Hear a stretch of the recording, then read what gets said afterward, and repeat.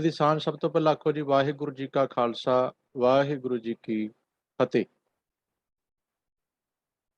ਅੱਜ ਸਮੁੱਚੇ ਸਿੱਖ ਜਗਤ ਵਿੱਚ 8ਵੇਂ ਪਾਤਸ਼ਾਹ ਦਾ ਪਾਵਨ ਪ੍ਰਕਾਸ਼ ਪੁਰਬ ਬੜੀ ਸ਼ਰਧਾ ਪਿਆਰ ਅਦਬ ਸਤਿਕਾਰ ਚਾਓ ਮਲਾਰ ਦੇ ਨਾਲ ਮਨਾਇਆ ਜਾ ਰਿਹਾ ਹੈ।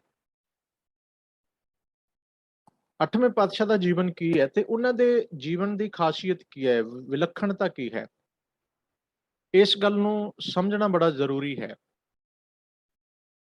ਕਿਉਂਕਿ ਸਮਾਜ ਵਿੱਚ ਕੁਝ ਐਸੀਆਂ ਵਿਚਾਰਾਂ ਪ੍ਰਚਲਿਤ ਸਨ ਜੋ ਇਹ ਗੱਲ ਕਹਿੰਦੀਆਂ ਸਨ ਵੀ ਜਿਹੜਾ ਇੱਕ ਬੱਚਾ ਹੁੰਦਾ ਨਾ ਨਿੱਕੀ ਉਮਰ ਦਾ, ਉਹ ਕਦੇ ਵੀ ਯੋਗ ਅਗਵਾਈ ਕਿਸੇ ਨੂੰ ਨਹੀਂ ਦੇ ਸਕਦਾ। ਬਸ ਇਸੇ ਰਵਾਇਤ ਨੂੰ ਤੋੜ ਰਿਹਾ ਹੈ ਗੁਰੂ ਹਰਕ੍ਰਿਸ਼ਨ ਮਹਾਰਾਜ ਜੀ ਦਾ ਜੀਵਨ। ਸੋ ਸਭ ਤੋਂ ਪਹਿਲਾਂ ਉਹਨਾਂ ਦੇ ਜੀਵਨ ਦੇ ਜਿਹੜੇ ਆਰੰਭਲੇ ਸਮਾਚਾਰ ਨੇ,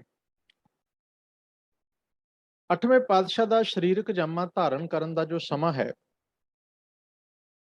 ਭਾਵ ਸਰੀਰਕ ਤੌਰ ਤੇ ਸੰਸਾਰ ਵਿੱਚ ਆਉਣ ਦਾ ਜੋ ਸਮਾਂ ਹੈ, ਉਹ ਹੈ ਜੀ 7 ਜੁਲਾਈ ਸਨ 1656 ਈਸਵੀ ਨੂੰ ਪਿਤਾ ਸ੍ਰੀ ਗੁਰੂ ਹਰਿਰਾਏ ਸਾਹਿਬ ਮਹਾਰਾਜ ਤੇ ਮਾਤਾ ਸ੍ਰੀ ਕ੍ਰਿਸ਼ਨ ਕੌਰ ਜੀ ਦੇ ਗ੍ਰਹਿ ਵਿਖੇ ਉਹਨਾਂ ਦਾ ਪ੍ਰਕਾਸ਼ ਹੁੰਦਾ ਹੈ। 7 ਜੁਲਾਈ 1656 ਈਸਵੀ ਨੂੰ। ਤੇ ਉਹਨਾਂ ਤੋਂ ਪਹਿਲਾਂ ਇਸੇ ਘਰ ਦੇ ਅੰਦਰ, ਭਾਵ ਉਹਨਾਂ ਦੇ ਇੱਕ ਵੱਡੇ ਭਰਾ ਵੀ ਨੇ ਬਾਬਾ ਰਾਮ ਰਾਏ ਜੀ, ਜੋ ਤਕਰੀਬਨ ਉਮਰ ਵਿੱਚ 6 ਸਾਲ ਵੱਡੇ ਹਨ। ਬਾਬਾ ਰਾਮ ਰਾਏ ਜੀ ਗੁਰੂ ਹਰਕ੍ਰਿਸ਼ਨ ਸਾਹਿਬ ਤੋਂ 6 ਸਾਲ ਵੱਡੇ ਹਨ ਉਮਰ ਦੇ ਵਿੱਚ, ਤੇ ਉਹ ਕਾਫੀ ਤੀਖਣ ਮਤ ਵਾਲੇ ਨੇ, ਬੜੇ ਰੋਸ਼ਨ ਦਿਮਾਗ ਨੇ, ਬੜੇ ਹਾਜ਼ਰ ਜਵਾਬ ਸਨ, ਬੜੇ ਚਤੁਰ, ਨਿਪੁੰਨ, ਪ੍ਰਬੀਨ, ਤੀਖਣ ਮਤ ਬੁੱਧੀ ਵਾਲੇ ਮੰਨੇ ਗਏ ਨੇ ਬਾਬਾ ਰਾਮ ਰਾਏ ਜੀ। ਤੇ ਇਸ ਤੋਂ ਇਲਾਵਾ ਜਦੋਂ ਹਰਕ੍ਰਿਸ਼ਨ ਜੀ ਵੱਲ ਵੇਖਦੇ ਆ, ਇਹ ਬੜੀ ਹਲੀਮੀ ਵਾਲੇ, ਨਿਮਰ ਭਾਵ ਵਾਲੇ, ਬੜੇ ਸਬਰ ਸੰਤੋਖ ਵਾਲੇ, ਸਹਿਣਸ਼ੀਲਤਾ ਵਾਲੇ, ਮਿਠਾਸ ਵਾਲੇ, ਪ੍ਰੇਮ ਵਾਲੇ, ਮਿਲਾਪੜੇ ਸੁਭਾਅ ਦੇ ਤੇ ਗਹਿਰੀ ਸੋਚ ਰੱਖਣ ਵਾਲੇ, ਗਹਿਰ ਗੰਭੀਰ ਸੁਭਾਅ ਦੇ ਮਾਲਕ। ਗੁਰੂ ਘਰ ਵਿੱਚ ਦੋਵਾਂ ਦੀ ਪਰਵਰਿਸ਼ ਹੋਈ ਹੈ ਜੀ। ਸਮਾਂ ਆਪਣੇ ਚਾਲੇ ਚੱਲਿਆ। ਇਤਿਹਾਸਕਾਰਾਂ ਨੇ ਲਿਖਿਆ ਹੈ ਕਿ ਹਰਕ੍ਰਿਸ਼ਨ ਜੀ ਤੇ ਰਾਮ ਰਾਏ ਜੀ ਦੋਵਾਂ ਦਾ ਆਮ ਸੰਗਤ ਵਾਸਤੇ ਨਾ ਇਹ ਜੱਜ ਕਰਨਾ, ਇਹ ਫੈਸਲਾ ਲੈਣਾ ਬੜਾ ਔਖਾ ਹੁੰਦਾ ਸੀ ਕਿ ਇਹਨਾਂ ਵਿੱਚੋਂ ਗੁਰਤਾ ਗੱਦੀ ਲਈ ਵਧੇਰੇ ਯੋਗ ਕੌਣ ਹੈ।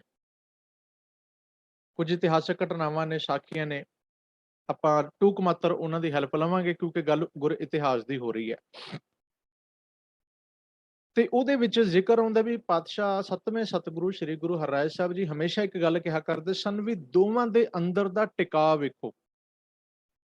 ਜਿਸ ਦਾ ਟਿਕਾ ਹੈ, ਜੋ ਸਰੀਰਕ ਪੱਧਰ ਤੋਂ, ਸਰੀਰਕ ਤਲ ਤੋਂ, ਸਰੀਰ ਦੇ ਦੁੱਖਾਂ ਸੁੱਖਾਂ ਤੋਂ ਉੱਪਰ ਉੱਠ ਗਿਆ, ਜਿਸ ਦੀ ਸੁਰਤ ਸੰਸਾਰ ਤੇ ਸਰੀਰ ਵਿੱਚ ਰਹਿ ਕੇ ਵੀ ਆਪਣੇ ਮੂਲ ਨਾਲ ਜੁੜ ਚੁੱਕੀ ਹੈ, ਜੋ ਆਪਣੇ ਅੰਦਰ ਭਗਤੀ, ਗਿਆਨ, ਵੈਰਾਗ ਨੂੰ ਪ੍ਰਾਪਤ ਹੋ ਚੁੱਕੇ ਨੇ, ਸਮਾਂ ਆਉਣ ਤੇ ਉਹੀ ਸਿੱਖ ਜਗਤ ਦੀ ਅਗਵਾਈ ਕਰਨਗੇ। ਕਿਉਂਕਿ ਆਮ ਪਬਲਿਕ ਦੀ ਨਜ਼ਰ ਵਿੱਚ, ਆਮ ਸੰਗਤ ਦੀ ਨਜ਼ਰ ਵਿੱਚ, ਉਸ ਵੱਡੇ ਬਾਬਾ ਰਾਮ ਰਾਏ ਜੀ ਵੀ, ਉਹ ਵੀ ਆਮ ਸੰਗਤ ਵਾਸਤੇ ਉਹ ਵੀ ਬੜੇ ਗੁਣੀ ਗਿਆਨੀ ਨੇ। ਉਹਨਾਂ ਦੀ ਨਜ਼ਰ ਵਿੱਚ ਇਹ ਵੀ ਹੈ ਵੀ ਇਹ ਵੀ ਬੜੀ ਭਗਤੀ ਵਾਲੇ ਨੇ, ਬੜੇ ਕਰਾਮਾਤੀ ਨੇ, ਜਾਂ ਉਹਨਾਂ ਨੂੰ ਬੜੀਆਂ ਕਹਿ ਲਈਏ ਵੀ ਯੋਗਤਾ ਵਾਲਾ ਮੰਨਿਆ ਜਾਂਦਾ ਸੀ। ਖੈਰ, ਸਮਾਂ ਆਪਣੀ ਚਾਲੇ ਚੱਲਦਾ ਜੀ। ਤੇ ਇੱਕ ਖੇਡ ਇਹ ਬਣਦੀ ਹੈ, ਔਰੰਗਜ਼ੇਬ ਦਿੱਲੀ ਦਰਬਾਰ ਦਾ ਬਾਦਸ਼ਾਹ, ਉਹ ਗੁਰੂ ਹਰਿਰਾਏ ਜੀ ਦੇ ਕੋਲ ਇੱਕ ਪੱਤਰ ਲਿਖ ਕੇ ਭੇਜਦਾ ਹੈ ਕਿ ਸਾਡੇ ਤੁਹਾਡੇ ਨਾਲ ਕੁਝ ਮਤਭੇਦ ਹਨ, ਸਾਨੂੰ ਕੁਝ ਗੁਰੂ ਘਰ ਦੇ ਬਾਬਤ ਕੁਝ ਐਸੀਆਂ ਗੱਲਾਂ ਦਾ ਪਤਾ ਲੱਗਿਆ, ਕੁਝ ਐਸੀਆਂ ਵਿਚਾਰਾਂ ਦਾ ਪਤਾ ਲੱਗਿਆ ਜਿਸ ਦਾ ਅਸੀਂ ਸਪਸ਼ਟੀਕਰਨ ਚਾਹੁੰਦੇ ਹਾਂ। ਤੋ ਜਿਸ ਕਰਕੇ ਤੁਸੀਂ ਆਪ ਦਿੱਲੀ ਚੱਲ ਕੇ ਆਓ, ਸਾਡੇ ਨਾਲ ਮੁਲਾਕਾਤ ਕਰੋ ਤੇ ਸਾਨੂੰ ਕੁਝ ਸਪਸ਼ਟੀਕਰਨ ਦਿਓ। ਸਾਡੇ ਕੁਝ ਸੰਸ਼ੇ ਨੇ, ਤੌਖਲੇ ਨੇ, ਹਨਾ, ਕੁਝ ਐਸਾਂ ਦੇ ਸ਼ੰਕੇ ਸਨ, ਉਹਨਾਂ ਨੂੰ ਨਿਵਰਤ ਕਰੋ। ਮਹਾਰਾਜ ਨੇ ਸਿੱਖ ਸੰਗਤ ਨਾਲ ਸਲਾਹ ਕੀਤੀ, ਵਿਚਾਰ ਇਹ ਬਣੀ ਵੀ ਸਤਿਗੁਰੂ ਆਪ ਨਹੀਂ ਜਾਣਗੇ, ਕਿਉਂਕਿ ਔਰੰਗਜ਼ੇਬ ਮਲੇਸ਼ ਬੰਦਾ ਵੀ, ਉਹਦੇ ਮੱਥੇ ਗੁਰੂ ਸਾਹਿਬ ਨੇ ਨਹੀਂ ਲੱਗਣਾ। ਤੇ ਮਹਾਰਾਜ ਨੇ ਵੀ ਸਪਸ਼ਟ ਫੈਸਲਾ ਲੈ ਲਿਆ ਸੀ ਵੀ ਅਸੀਂ ਇਸ ਮਲੇਸ਼ ਬੰਦੇ ਦੇ ਮੱਥੇ ਨਹੀਂ ਲੱਗਣਾ। ਕਿਉਂ? ਇਹਨੇ ਆਪਣੇ ਭਰਾਵਾਂ ਦਾ ਕਤਲ ਕੀਤਾ ਹੈ, ਆਪਣੇ ਪਿਓ ਨੂੰ ਜੇਲ੍ਹ ਦੀ ਕੈਦ 'ਚ ਸੁੱਟਿਆ ਹੈ, ਇਹਨੇ ਸਰਮੱਧ ਵਰਗੇ ਫਕੀਰ, ਦਾਨਸ਼ਮੰਦ ਬੰਦੇ ਵੀ ਇਹਨੇ ਕਤਲ ਕਰ ਦਿੱਤੇ, ਇਹਨੇ ਲੱਖਾਂ ਹਿੰਦੂ ਨਿਰਦੋਸ਼ੇ ਮਾਰ ਦਿੱਤੇ, ਇਹ ਕਾਤਲ ਬੰਦਾ ਹੈ, ਖੂਨੀ ਬੰਦਾ ਹੈ, ਇਹਦੇ ਮੱਥੇ ਲੱਗ ਕੇ ਅਸੀਂ ਕੀ ਲੈਣਾ? ਗੁਰੂ ਨਾਨਕ ਦਾ ਘਰ ਰੱਬੀ ਭਗਤੀ ਕਰਨ ਵਾਲਿਆਂ ਦਾ ਘਰ ਹੈ। ਮਹਾਰਾਜ ਨੇ ਇਨਕਾਰ ਕਰ ਦਿੱਤਾ, ਪਰ ਕਹਿੰਦੇ ਇਹਦੀ ਤਸੱਲੀ ਕਰਾਉਣ ਵਾਸਤੇ ਰਾਮ ਰਾਏ ਜੀ ਨੂੰ ਭੇਜਿਆ ਜਾਏਗਾ। 11.5 ਸਾਲ ਦੇ ਕਰੀਬ ਉਮਰ ਹੈ ਬਾਬਾ ਰਾਮ ਰਾਏ ਜੀ ਦੀ, ਜਦੋਂ ਉਹਨਾਂ ਨੂੰ ਔਰੰਗਜ਼ੇਬ ਦੇ ਦਿੱਲੀ ਦਰਬਾਰ ਵਿੱਚ ਭੇਜਿਆ ਜਾਂਦਾ ਹੈ। ਹੁਣ ਦਿੱਲੀ ਦਰਬਾਰ ਵਿੱਚ ਕੀ ਹੋਣਾ ਸਾਰੇ ਜਾਣਦੇ ਆ। ਕਿਸੇ ਬਾਦਸ਼ਾਹ ਦੇ ਦਰਬਾਰ 'ਚ ਜਾਣਾ ਹੋਵੇ, ਬਾਦਸ਼ਾਹ ਦੀ ਹਜ਼ੂਰੀ 'ਚ ਜਾਣਾ ਹੋਵੇ, ਅੱਜ ਦੇ ਸਮੇਂ 'ਚ ਕਹਿ ਲਈ ਵੀ ਸੀਐਮ ਜਾਂ ਪੀਐਮ ਦੀ ਹਜ਼ੂਰੀ 'ਚ ਜਾਣਾ ਹੋਵੇ, ਤੇ ਆਮ ਬੰਦਾ ਵੈਸੇ ਹੀ ਘਬਰਾ ਜਾਂਦਾ ਹੈ। ਬੰਦਾ ਸੱਚਾ ਹੋਵੇ ਤਾਂ ਵੀ ਘਬਰਾ ਜਾਂਦਾ ਹੈ। ਪਰ ਉਹਨਾਂ ਨੂੰ ਪਤਾ ਸੀ ਵੀ ਰਾਮ ਰਾਏ ਮੌਕਾ ਸੰਭਾਲ ਲੈਣਗੇ। ਪਰ ਰਾਮ ਰਾਏ ਜੀ ਨੂੰ ਇੱਕ ਗੱਲ ਆਖੀ ਸੀ ਵੀ ਤੁਸੀਂ ਗੁਰੂ ਆਸ਼ੇ ਦੇ ਭੈ ਵਿੱਚ ਰਹਿਣਾ, ਸ਼ਬਦ ਦੀ ਭੈ ਭਾਵਨੀ 'ਚ ਰਹਿਣਾ, ਗੁਰੂ ਨਾਨਕ ਦੀ ਮੱਤ ਤੋਂ, ਗੁਰਮਤ ਤੋਂ ਬਾਹਰ ਨਹੀਂ ਜਾਣਾ। ਤੋ ਜਿਸ ਕਰਕੇ ਜੇ ਮੱਤ ਵਿੱਚ ਰਹੋਗੇ, ਭੈ ਭਾਵਨੀ 'ਚ ਰਹੋਗੇ, ਕਿਰਪਾ ਬਣੀ ਰਹੇਗੀ। ਪਰ ਜੇ ਗੁਰੂ ਕੀ ਮੱਤ ਛੱਡ ਕੇ ਆਪਣੀ ਅਕਲ ਮੱਤ ਨੂੰ ਵਰਤਿਆ, ਫਿਰ ਸਮੱਸਿਆ ਖੜੀ ਹੋਏਗੀ। ਰਾਮ ਰਾਏ ਜੀ ਦਿੱਲੀ ਪਹੁੰਚਦੇ ਨੇ। ਦਿੱਲੀ ਵਿੱਚ ਬੜਾ ਵੱਡਾ ਸਵਾਗਤ ਹੁੰਦਾ ਹੈ। ਔਰੰਗਜ਼ੇਬ ਦੇ ਦਰਬਾਰ ਦੇ ਵਿੱਚ ਉਸ ਵੇਲੇ ਦੇ ਬਹੁਤ ਜ਼ਿਆਦਾ ਵਿਦਵਾਨ, ਆਲਮ ਫਾਜ਼ਲ, ਪੰਡਿਤ, ਗੁਣੀ, ਗਿਆਨੀ, ਕਾਜ਼ੀ, ਮੌਲਵੀ ਸਭ ਬੈਠੇ ਨੇ, ਪੜ੍ਹੇ ਲਿਖੇ ਐਜੂਕੇਟਡ ਬੰਦੇ। ਉਹਨਾਂ ਨੇ ਕਹਿੰਦੇ ਬੜੇ ਯਤਨ ਕੀਤੇ, ਬੜੇ ਟੇਢੇ ਮੇਢੇ ਸਵਾਲ ਕੀਤੇ, ਬੜੀਆਂ ਗੱਲਾਂ ਪੁੱਛੀਆਂ ਕਿ ਕਿਸੇ ਤਰੀਕੇ ਨਾਲ ਰਾਮ ਰਾਏ ਨੂੰ ਉਲਝਾਇਆ ਜਾਏ, ਪਰ ਰਾਮ ਰਾਏ ਜੀ ਹਰ ਗੱਲ ਵਿੱਚੋਂ ਨਿਕਲ ਜਾਂਦੇ ਸਨ। ਭਾਵ ਉਹਦਾ ਬੜੀ ਸਾਹਸ ਨਾਲ, ਦਲੇਰੀ ਨਾਲ, ਸ਼ਾਲੀਨਤਾ ਨਾਲ ਉੱਤਰ ਦਿੰਦੇ ਸਨ। ਬੜੇ ਬਾਕਮਾਲ ਉੱਤਰ ਦਿੱਤੇ। ਉਹਨਾਂ ਦਾ ਭਾਵ ਹਰ ਸ਼ੰਕਾ ਨਿਵਰਤ ਕੀਤਾ। ਵੈਸੇ ਇਤਿਹਾਸਕਾਰਾਂ ਨੇ ਇਹਨੂੰ 52 ਕਰਾਮਾਤਾਂ ਦਾ ਨਾਮ ਵੀ ਦਿੱਤਾ ਹੈ। ਭਾਵ ਕੀ ਸੀ, ਜੋ ਵੀ ਉਹਨਾਂ ਨੇ ਚਾਲ ਚੱਲੀ, ਉਹ ਹਰ ਚਾਲ ਵਿੱਚੋਂ ਬਾਬਾ ਰਾਮ ਰਾਏ ਜੀ ਨਿਕਲਦੇ ਗਏ, ਆਪਣੀ ਅਕਲ ਮੱਤ ਨਾਲ, ਆਪਣੀ ਤੀਖਣ ਮੱਤ ਨਾਲ, ਗੁਰੂ ਕਿਰਪਾ ਨਾਲ, ਜਿਵੇਂ ਵੀ ਕਹਿ ਲਈਏ। ਜੋ ਉਹਨਾਂ ਦਾ ਰੋਸ਼ਨ ਦਿਮਾਗ ਸੀ, ਜੋ ਕਰਤੇ ਨੇ ਉਹਨਾਂ ਨੂੰ ਇੱਕ ਦਾਤ ਕਲਾ ਦਿੱਤੀ ਸੀ। ਹੁਣ ਜਦੋਂ ਉਹਨਾਂ ਨੇ ਦਰਬਾਰੀਆਂ ਨੇ, ਔਰੰਗਜ਼ੇਬ ਨੇ ਵੇਖਿਆ ਵੀ ਸਾਡੀ ਤੇ ਹਾਰ ਹੋ ਰਹੀ ਹੈ, ਇੱਕ ਨਿੱਕੀ ਉਮਰ ਦਾ 11-12 ਸਾਲ ਦਾ ਬੱਚਾ ਵੱਡੇ ਵੱਡੇ ਵਿਦਵਾਨਾਂ ਨੂੰ, ਵੱਡੇ ਵੱਡੇ ਗੁਣੀ ਗਿਆਨੀਆਂ ਨੂੰ ਇੱਥੇ ਕਹਿੰਦੇ ਪੈਰ ਹੀ ਨਹੀਂ ਲੱਗਣ ਦੇ ਰਿਹਾ। ਵਿਚਾਰ ਚਰਚਾ ਹੋ ਰਹੀ ਹੈ, ਗੋਸ਼ਟੀ ਹੋ ਰਹੀ ਹੈ, ਡਿਬੇਟ ਹੋ ਰਹੀ ਹੈ, ਤੇ ਸਾਡੀ ਤੇ ਹਾਰ ਹੋ ਰਹੀ ਹੈ। ਬਲਕਿ ਉੱਥੇ ਕੁਝ ਐਸੇ ਲੋਕ ਵੀ ਸਨ ਜਿਨ੍ਹਾਂ ਨੇ ਗੁਰੂ ਘਰ ਦਾ ਵਿਰੋਧ ਕੀਤਾ ਸੀ, ਗੁਰੂ ਘਰ ਦੇ ਖਿਲਾਫ ਚੁੱਕ ਚੁਕਾ ਕੇ, ਔਰੰਗਜ਼ੇਬ ਦੇ ਕੰਨ ਭਰ ਭਰ ਕੇ, ਝੂਠੀਆਂ ਤੌਹਮਤਾਂ ਲਾ ਲਾ ਕੇ ਇਹ ਹਾਲਾਤ ਪੈਦਾ ਕੀਤੇ ਸਨ। ਤੇ ਹੁਣ ਉਹਨਾਂ ਨੇ ਵੇਖਿਆ ਵੀ ਸਾਡੇ ਮਤਲਬ ਤੇ ਹਾਲਾਤ ਬਣ ਹੀ ਨਹੀਂ ਰਹੇ। ਜਦੋਂ ਸਾਰੀਆਂ ਚਾਲਾਂ ਫੇਲ ਹੋ ਗਈਆਂ, ਆਖਰ ਨੂੰ ਉਹਨਾਂ ਨੇ ਫਿਰ ਆਖਰੀ ਹਥਿਆਰ ਇਹ ਵਰਤਿਆ। ਕਹਿੰਦੇ ਵੀ ਠੀਕ ਹੈ, ਤੁਹਾਨੂੰ ਬਹੁਤ ਗਿਆਨ ਹੈ, ਅਸੀਂ ਮੰਨ ਗਏ। ਤੁਸੀਂ ਬੜੇ ਰੋਸ਼ਨ ਦਿਮਾਗ ਹੋ, ਅਸੀਂ ਮੰਨ ਗਏ। ਤੁਸੀਂ ਬੜੇ ਚਤੁਰ ਹੋ, ਚਲਾਕ ਹੋ, ਪ੍ਰਬੀਨ ਹੋ, ਨਿਪੁੰਨ ਹੋ, ਸ਼ਾਲੀਨ ਹੋ, ਅਕਲਮਤ ਬੁੱਧੀ ਵਾਲੇ ਹੋ। ਪਰ ਸਾਨੂੰ ਇਹ ਦੱਸੋ ਵੀ ਤੁਹਾਡੇ ਗ੍ਰੰਥ ਸਾਹਿਬ ਵਿੱਚ ਇੱਕ ਇਸਲਾਮ ਦੀ ਤੋਹੀਨ ਕਰਨ ਵਾਲੀ ਪੰਕਤੀ ਲਿਖੀ ਹੈ। ਆਸਾ ਕੀ ਵਾਰ ਆਪਾਂ ਪਿੱਛੇ ਪੜ੍ਹ ਕੇ ਆਏ ਆ, ਮਿੱਟੀ ਮੁਸਲਮਾਨ ਕੀ ਪੇੜੈ ਪਈ ਕੁਮਿਆਰ, ਕੜ ਪੰਡੇਟਾਂ ਕੀ ਜਲਦੀ ਕਰੇ ਪੁਕਾਰ। ਰਾਮ ਰਾਏ ਜੀ ਕਹਿੰਦੇ ਹਾਂ ਹੈ। ਕਹਿੰਦੇ ਕੀ ਇਹ ਇਸਲਾਮ ਦੀ ਤੋਹੀਨ ਨਹੀਂ ਹੈ? ਇਹ ਤੇ ਤੁਸੀਂ ਮੁਸਲਮਾਨਾਂ ਦੀ, ਸਾਡੇ ਮੋਮਨਾਂ ਦੀ ਤੋਹੀਨ ਕੀਤੀ ਹੈ। ਤੁਹਾਡੀ ਬਾਣੀ ਨੇ, ਤੁਹਾਡੇ ਗੁਰੂ ਦੇ ਸ਼ਬਦਾਂ ਨੇ ਸਾਨੂੰ ਆਪਣੀ ਬਾਣੀ ਵਿੱਚ ਸਾੜਿਆ, ਉਹ ਸਾਨੂੰ ਜਲਦਾ ਹੋਇਆ ਪੇਸ਼ ਕਰ ਰਹੇ ਨੇ। ਜਦ ਕਿ ਆਪਾਂ ਨੂੰ ਪਤਾ ਹੈ ਮੁਸਲਮਾਨਾਂ ਵਿੱਚ ਅੱਗ ਨਾਲ ਸੜਨਾ, ਸੜ ਕੇ ਮਰਨਾ, ਜਾਂ ਮਰਨ ਤੋਂ ਬਾਅਦ ਵੀ ਮਿੱਟੀ ਨੂੰ, ਕਬਰ ਨੂੰ ਅੱਗ ਨਾਲ ਸਾੜਨਾ, ਉਹਨਾਂ ਦੇ ਵਿੱਚ ਬਹੁਤ ਵੱਡਾ ਪਾਪ ਜਾਂ ਗੁਨਾਹ ਮੰਨਿਆ ਜਾਂਦਾ ਹੈ। ਉਹ ਇਹਨੂੰ ਕੋਈ ਸਜ਼ਾ ਮੰਨਦੇ ਨੇ ਵੀ ਜੇ ਬੰਦਾ ਅੱਗ ਨਾਲ ਸੜੇ ਜਾਂ ਸੜ ਕੇ ਮਰ ਜਾਏ। ਇਸੇ ਕਰਕੇ ਉਹਨਾਂ ਵਿੱਚ ਮੁਰਦੇ ਨੂੰ ਦਫਨ ਕਰਨ ਦੀ ਰਵਾਇਤ ਹੈ। ਉੱਥੇ ਲਿਖਿਆ ਵੀ ਤੁਹਾਡੀ ਮਿੱਟੀ ਨੂੰ ਬਾਅਦ ਵਿੱਚ ਕਬਰਾਂ ਦੇ ਵਿੱਚੋਂ ਕੱਢ ਕੇ ਘੁਮਿਆਰ ਪੀੜਦਾ, ਉਹਦੇ ਭਾਂਡੇ ਵਗੈਰਾ ਬਣਾਉਂਦਾ, ਇੱਟਾਂ ਬਣਾਉਂਦਾ। ਜਦੋਂ ਆਵੇ ਜਾ ਕੇ ਫੁਕਦੀਆਂ ਨੇ, ਸੜਦੀਆਂ ਨੇ, ਉਦੋਂ ਉਹਨਾਂ ਨੂੰ ਅੱਗ ਲੱਗਦੀ ਹੈ, ਸੜ ਸੜ ਕੇ ਗਿਰਦੀਆਂ ਨੇ, ਫਿਰ ਉਹਨਾਂ ਚੋਂ ਆਵਾਜ਼ ਨਿਕਲਦੀ ਹੈ। ਭਾਵ ਮਿੱਟੀ ਨੂੰ ਉਦੋਂ ਸੜਨਾ ਪੈਂਦਾ ਜੇ ਪਹਿਲਾਂ ਨਹੀਂ ਸੜੀ। ਹੁਣ ਇੱਥੇ ਇਹਦਾ ਉੱਤਰ ਸਹੀ ਦੇਣ ਦੀ ਬਜਾਏ ਇਹ ਕਹਿ ਦਿੰਦੇ ਨਾ ਵੀ ਜੇ ਦੇਖੋ ਜੀ ਵੀ ਇਹ ਗੁਰੂ ਨਾਨਕ ਦੀ ਬਾਣੀ ਆ, ਉਹਨਾਂ ਨੇ ਉਚਾਰੀ ਹੈ, ਉਹਨਾਂ ਦੀ ਲਿਖੀ ਹੈ, ਉਹਨਾਂ ਦੀ ਰਚਨਾ, ਉਹਨਾਂ ਨੇ ਕੀ ਸੋਚ ਵਿਚਾਰ ਕੇ ਲਿਖਿਆ ਉਹ ਜਾਣਨ, ਮੈਂ ਇਹਦੇ ਵਿੱਚ ਕੁਝ ਨਹੀਂ ਕਰ ਸਕਦਾ। ਪਰ ਗੱਲ ਇਸਲਾਮ ਦੀ ਤੋਹੀਨ ਕਰਨ ਦੀ ਨਹੀਂ, ਇੱਕ ਸੱਚਾਈ ਦੱਸੀ ਹੈ ਉਹਨਾਂ ਨੇ, ਇਹ ਝੂਠ ਵੀ ਨਹੀਂ ਹੈ। ਇਹ ਗੱਲ ਮੁਸਲਮਾਨਾਂ ਨੂੰ ਵੀ ਪਤਾ ਵੀ ਇਹ ਗੱਲ ਝੂਠ ਵੀ ਨਹੀਂ ਹੈ। ਕਿਹਾ ਜਾ ਸਕਦਾ ਵੀ ਇੱਕ ਸੱਚ ਦੱਸਿਆ। ਦੇਖੋ ਸੱਚ, ਕਿਸੇ ਗੱਲ ਨੂੰ ਸੱਚ ਦੱਸਣਾ ਤੇ ਕਿਸੇ ਗੱਲ ਨੂੰ ਟੇਢੇ ਤਰੀਕੇ ਨਾਲ ਵਿੰਗ ਵੱਲ ਪਾ ਕੇ ਤੋਹੀਨ ਕਰਨ ਵਾਲੇ ਪੱਖ ਤੋਂ ਦੱਸਣਾ, ਦੋਵਾਂ ਗੱਲਾਂ ਵਿੱਚ ਅੰਤਰ ਹੁੰਦਾ। ਗੁਰੂ ਘਰ ਵਿੱਚ ਕੋਈ ਗੱਲ ਵੀ ਜਿਹਨੂੰ ਅਸੀਂ ਕਹਿੰਦੇ ਆ ਲਾਗਬਾਜ਼ੀ ਕਰਕੇ ਨਹੀਂ ਕੀਤੀ ਗਈ। ਗੁਰਬਾਣੀ ਦਾ ਕੋਈ ਸ਼ਬਦ ਲਾ ਲਓ, ਕੋਈ ਐਸਾ ਅਲਫਾਜ਼, ਕੋਈ ਵਰਡ ਐਸਾ ਨਹੀਂ ਵਰਤਿਆ ਜਿਹੜਾ ਕਿਸੇ ਨੂੰ ਜਾਣ-ਬੁੱਝ ਕੇ ਠੇਸ ਪਹੁੰਚਾਉਂਦਾ ਹੈ ਜਾਂ ਜਾਣ-ਬੁੱਝ ਕੇ ਕਿਸੇ ਨੂੰ ਨੀਵਾਂ ਦਿਖਾਉਣ ਵਾਸਤੇ ਵਰਤਿਆ ਗਿਆ ਹੋਵੇ।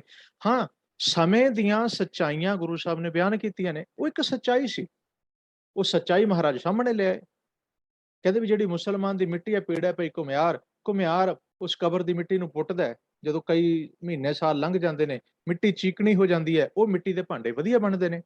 ਕਹਿੰਦੇ ਉਹ ਮਿੱਟੀ ਪੁੱਟ ਲੈਂਦਾ, ਪੁੱਟ ਕੇ ਉਹਦੇ ਭਾਂਡੇ ਬਣਾਉਂਦਾ ਤੇ ਫਿਰ ਅੱਗ ਵਿੱਚ ਸਾੜਦਾ। ਮਿੱਟੀ ਅੱਗ ਵਿੱਚ ਸੜੀ ਹੈ, ਜਲ ਜਲ ਰੋਵੈ ਬੁਪੜੀ, ਝੜ ਝੜ ਪਵੇ ਅੰਗਿਆਰ। ਹੁਣ ਇਹ ਗੱਲ ਕਹਿਣ ਦੀ ਬਜਾਏ ਵੀ ਇੱਕ ਸਮੇਂ ਦੀ ਜਾਂ ਇੱਕ ਸੱਚਾਈ ਹੈ, ਹਕੀਕਤ ਹੈ, ਉਹਨੂੰ ਬਿਆਨ ਕੀਤਾ, ਕਿਸੇ ਦੀ ਤੋਹੀਨ ਨਹੀਂ ਹੈ। ਸੱਚਾਈ ਬਿਆਨ ਕਰਨੀ ਤੇ ਤੋਹੀਨ ਕਰਨਾ ਦੋਵੇਂ ਗੱਲਾਂ ਦਾ ਅੰਤਰ ਹੁੰਦਾ। ਇਹ ਗੱਲ ਕਹਿਣ ਦੀ ਬਜਾਏ ਰਾਮ ਰਾਏ ਕਹਿੰਦੇ, ਹੁਣ ਕਿਉਂ ਕਹੀ, ਜਿਹੜੀ ਗੱਲ ਉਹਨਾਂ ਨੇ ਅੱਗੇ ਬਦਲੀ, ਉਹਨਾਂ ਨੇ ਕਹਿੰਦੇ ਇਹ ਸੋਚਿਆ ਵੀ ਮੇਰਾ ਸਾਰੇ ਦਰਬਾਰ ਵਿੱਚ ਬਾਦਸ਼ਾਹ ਔਰੰਗਜ਼ੇਬ ਦੇ ਅੱਗੇ ਮੇਰਾ ਬੜਾ ਅਸਰ ਰਸੂਖ ਬਣ ਗਿਆ, ਮੇਰਾ ਪ੍ਰਭਾਵ ਬਣ ਗਿਆ, ਮੇਰਾ ਇੱਥੇ ਸਿੱਕਾ ਜੰਮ ਗਿਆ। ਇਹ ਸਾਰੇ ਮੇਰੀ ਵਿਦਵਤਾ ਦਾ, ਮੇਰੀ ਵਿਦਿਆ ਦਾ, ਮੇਰੇ ਗਿਆਨ ਦਾ ਸਿੱਕਾ ਮੰਨ ਗਏ ਨੇ, ਮੇਰੀ ਬੱਲੇ ਬੱਲੇ ਹੋ ਗਈ। ਬਈ ਜੇ ਇਹ ਗੱਲ ਮੈਂ ਇਹਨਾਂ ਨੂੰ ਸਹੀ ਕਹਿਤੀ ਤੇ ਸਾਰਾ ਪ੍ਰਭਾਵ ਬਣਿਆ ਬਣਾਇਆ ਅਸਰ ਰਸੂਖ ਮੇਰਾ ਖਤਮ ਹੋ ਜਾਏਗਾ। ਹੁਣ ਦੇਖੋ, ਸੰਸਾਰੀ ਵਾਹ ਦੀ ਖਾਤਰ ਉਹਨਾਂ ਨੇ ਸੰਸਾਰੀ ਵਾਹ ਤੇ ਦੂਜੀ ਗੱਲ ਵੀ ਕਿਤੇ ਬਾਦਸ਼ਾਹ ਨਾਰਾਜ਼ ਨਾ ਹੋ ਜਾਏ ਜੇ ਮੈਂ ਇਹ ਗੱਲ ਕਹਿ ਦਿੱਤੀ, ਉਹਨਾਂ ਨੇ ਬਾਦਸ਼ਾਹ ਦੀ ਸੰਸਾਰ ਦੀ ਵਾਹ ਦੀ ਖਾਤਰ ਗੁਰਬਾਣੀ ਦੀ ਪੰਕਤੀ ਨੂੰ ਬਦਲ ਦਿੱਤਾ, ਜਾਣ ਬੁੱਝ ਕੇ ਉਲਟਾਇਆ। ਹੁਣ ਸੱਚ ਬੋਲਣ ਦੀ ਬਜਾਏ ਕਹਿਣ ਲੱਗੇ ਵੀ ਨਹੀਂ, ਇਹ ਤਾਂ ਜੇ ਲਿਖਾਰੀ ਦੀ ਭੁੱਲ ਹੈ, ਉੱਥੇ ਦਾ ਸ਼ਬਦ ਹੈ ਮਿੱਟੀ ਬੇਈਮਾਨ ਕੀ, ਪੀੜਾ ਪਈ ਘੁਮਿਆਰ।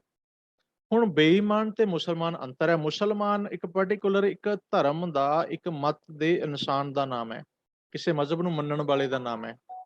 ਬੇਈਮਾਨ ਤੇ ਕੋਈ ਵੀ ਹੋ ਸਕਦਾ, ਬੇਈਮਾਨ ਦਾ ਕੋਈ ਧਰਮ ਹੀ ਨਹੀਂ ਹੁੰਦਾ, ਈਮਾਨ ਹੀ ਨਹੀਂ ਹੁੰਦਾ। ਬੇਈਮਾਨ ਤਾਂ ਸਿੱਖ ਵੀ ਬਹੁਤ ਨੇ, ਬੇਈਮਾਨ ਹਿੰਦੂਆਂ ਚੋਂ ਵੀ ਹੋ ਸਕਦਾ, ਮੁਸਲਮਾਨਾਂ ਚੋਂ ਵੀ, ਕਿਸੇ ਵੀ ਕੌਮ ਸਮਾਜ ਚ ਹੁੰਦੇ ਨੇ ਲੋਕ। ਜਦ ਬਲਕਿ ਸਾਨੂੰ ਇੰਜ ਕਹਿਣਾ ਚਾਹੀਦਾ, ਜਦੋਂ ਬੰਦਾ ਈਮਾਨ ਤੋਂ ਡਿੱਗਦਾ, ਧਰਮ ਤੋਂ, ਸੱਚ ਤੋਂ ਡਿੱਗਦਾ, ਬੇਈਮਾਨ ਹੁੰਦਾ ਉਹ। ਜਿੱਥੇ ਉਹਦਾ ਧਰਮ, ਉਹਦੀ ਮੱਤ, ਉਹਦਾ ਅਕਲ, ਉਹਦਾ ਸਦਾਚਾਰਿਕ ਗੁਣ ਜਿੱਥੇ ਜਵਾਬ ਦੇ ਜਾਂਦੇ ਨੇ, ਜਿੱਥੇ ਉਹ ਧਾਰਮਿਕ ਅਖਲਾਕ ਤੋਂ ਡਿੱਗ ਜਾਂਦਾ ਹੈ, ਸੱਚ ਧਰਮ ਨੂੰ ਛੱਡ ਬੈਠਦਾ ਹੈ, ਉਹ ਬੇਈਮਾਨ ਬਣ ਜਾਂਦਾ ਹੈ। ਉਹ ਕੋਈ ਵੀ ਹੋ ਸਕਦਾ ਹੈ। ਹੁਣ ਉਹਨਾਂ ਨੇ ਬੇਈਮਾਨ ਕਿਹਾ, ਔਰੰਗਜ਼ੇਬ ਖੁਸ਼ ਹੋ ਗਿਆ ਵੀ ਚਲੋ, ਉਹਨੂੰ ਇਹ ਲੱਗਿਆ ਵੀ ਸਾਡੀ ਮੁਸਲਮਾਨਾਂ ਦੀ ਗੱਲ ਨਹੀਂ ਹੈ, ਇਸਲਾਮ ਦੀ ਗੱਲ ਨਹੀਂ ਹੈ। ਹੁਣ ਬਾਦਸ਼ਾਹ ਖੁਸ਼ ਹੋ ਗਿਆ, ਦਰਬਾਰੀ ਖੁਸ਼ ਹੋ ਗਏ, ਉਹਦੀ ਬਹਿਜਾ ਹੋ ਗਈ ਬਾਬਾ ਰਾਮ ਰਾਏ ਦੀ। ਹੁਣ ਦਰਬਾਰ ਵਿੱਚ ਕੁਝ ਸਿੱਖ ਵੀ ਸਨ, ਸਿੱਖ ਸੰਗਤ ਵੀ ਨਾਲ ਗਈ ਹੋਈ ਸੀ। ਉਹਨਾਂ ਸਿੱਖਾਂ ਨੇ ਉਸੇ ਵੇਲੇ ਤੁਰੰਤ ਵੇਖਿਆ ਵੀ ਇਹ ਬਾਬਾ ਰਾਮ ਰਾਏ ਜੀ ਨੇ ਗਲਤ ਕੰਮ ਕੀਤਾ, ਇਹ ਗੁਰਬਾਣੀ ਦੀ ਬੜੀ ਵੱਡੀ ਤੋਹੀਨ ਹੈ। ਇੱਕ ਪੱਤਰ, ਇੱਕ ਚਿੱਠੀ ਤੁਰੰਤ ਰਾਮ ਰਾਏ ਜੀ ਕੋਲ ਲਿਖ ਕੇ ਭੇਜਿਆ ਗਿਆ। ਕੀਰਤਪੁਰ ਸਾਹਿਬ ਉਹ ਪੱਤਰ ਪਹੁੰਚਿਆ, ਗੁਰੂ ਹਰਿਰਾਏ ਸਾਹਿਬ ਮਹਾਰਾਜ ਜੀ ਨੇ ਪੱਤਰ ਪੜ੍ਹਿਆ। ਪੱਤਰ ਪੜ੍ਹ ਕੇ ਮਹਾਰਾਜ ਨੇ ਉਸੇ ਵੇਲੇ ਇੱਕ ਹੁਕਮ ਜਾਰੀ ਕੀਤਾ, ਕਹਿੰਦੇ ਜੋ ਕਰਮ ਰਾਮ ਰਾਏ ਨੇ ਕੀਤਾ ਬਹੁਤ ਵੱਡੀ ਅਵਗਿਆ ਹੈ, ਇਹ ਬੜਾ ਵੱਡਾ ਅਨਰਥ ਹੈ, ਇਹ ਬੇਅਦਬੀ ਕੀਤੀ ਹੈ, ਗੁਰੂ ਨਾਨਕ ਦੇ ਘਰ ਦੀ ਸ਼ਬਦ ਦੀ ਤੋਹੀਨ ਕੀਤੀ ਹੈ। ਭਾਵੇਂ ਰਾਮ ਰਾਏ ਸਾਡਾ ਵੱਡਾ ਪੁੱਤਰ ਹੈ, ਪਰ ਅੱਜ ਤੋਂ ਬਾਅਦ ਅਸੀਂ ਇੱਕ ਫੈਸਲਾ ਕਰਦੇ ਹਾਂ, ਰਾਮ ਰਾਏ ਸਾਡੇ ਮੱਥੇ ਕਦੀ ਵੀ ਨਾ ਲੱਗੇ, ਜਿੱਧਰ ਮੁਖ ਹੈ ਉਧਰ ਚਲਾ ਜਾਏ। ਕਿਉਂ? ਕਿਉਂਕਿ ਉਹਨੇ ਸ਼ਬਦ ਨੂੰ, ਬਾਣੀ ਨੂੰ, ਗੁਰੂ ਨਾਨਕ ਦੀ ਸਿੱਖਿਆ ਨੂੰ, ਗਿਆਨ ਨੂੰ ਜਾਣ ਬੁੱਝ ਕੇ ਬਦਲਿਆ। ਹੁਣ ਮੈਂ ਇੱਥੇ ਇੱਕ ਨਾਲ ਹੀ ਬੇਨਤੀ ਕਰਦੇ ਹਾਂ ਆਪਾਂ ਸਾਰੀ ਸੰਗਤ ਵਾਸਤੇ। ਆਪਾਂ ਨਾ ਕਈ ਵਾਰੀ ਪਾਠ ਕਰਦੇ ਹਾਂ ਤੇ ਸਾਨੂੰ ਕੁਝ ਗਲਤੀਆਂ ਹੋ ਜਾਂਦੀਆਂ ਨੇ, ਜਾਂ ਸਾਨੂੰ ਕਈ ਵਾਰੀ ਸ਼ਬਦਾਂ ਦਾ ਉਚਾਰਨ ਨਹੀਂ ਪਤਾ ਹੁੰਦਾ। ਅਸੀਂ ਕਹਿੰਦੇ ਹਾਂ ਜੀ ਪਾਠ ਗਲਤ ਹੋ ਜਾਏਗਾ, ਪਾਪ ਲੱਗੇਗਾ, ਹਨਾ। ਜਾਂ ਜਿਹੜੇ ਪਾਠ ਗਲਤ ਕਰਦੇ ਨੇ ਉਹਨਾਂ ਨੂੰ ਗੁਰੂ ਸਾਹਿਬ ਨੇ ਸਜ਼ਾ ਵੀ ਦਿੱਤੀ ਹੈ, ਰਾਮ ਰਾਏ ਦੀ ਉਦਾਹਰਣ ਆ ਜਾਂਦੀ ਹੈ। ਹੁਣ ਇਹ ਇੱਕ ਫਰਕ ਆਪਾਂ ਜ਼ਰੂਰ ਸਮਝਣਾ ਹੈ, ਕਿਉਂਕਿ ਮੇਰੇ ਨਾਲ ਕੁਝ ਐਸੇ ਸੱਜਣਾ ਦੇ ਫੋਨ ਆਏ, ਮੈਨੂੰ ਕੁਝ ਐਸੇ ਵੀਰਾਂ ਦੇ ਸੰਗਤ ਚੋਂ ਫੋਨ ਆਏ।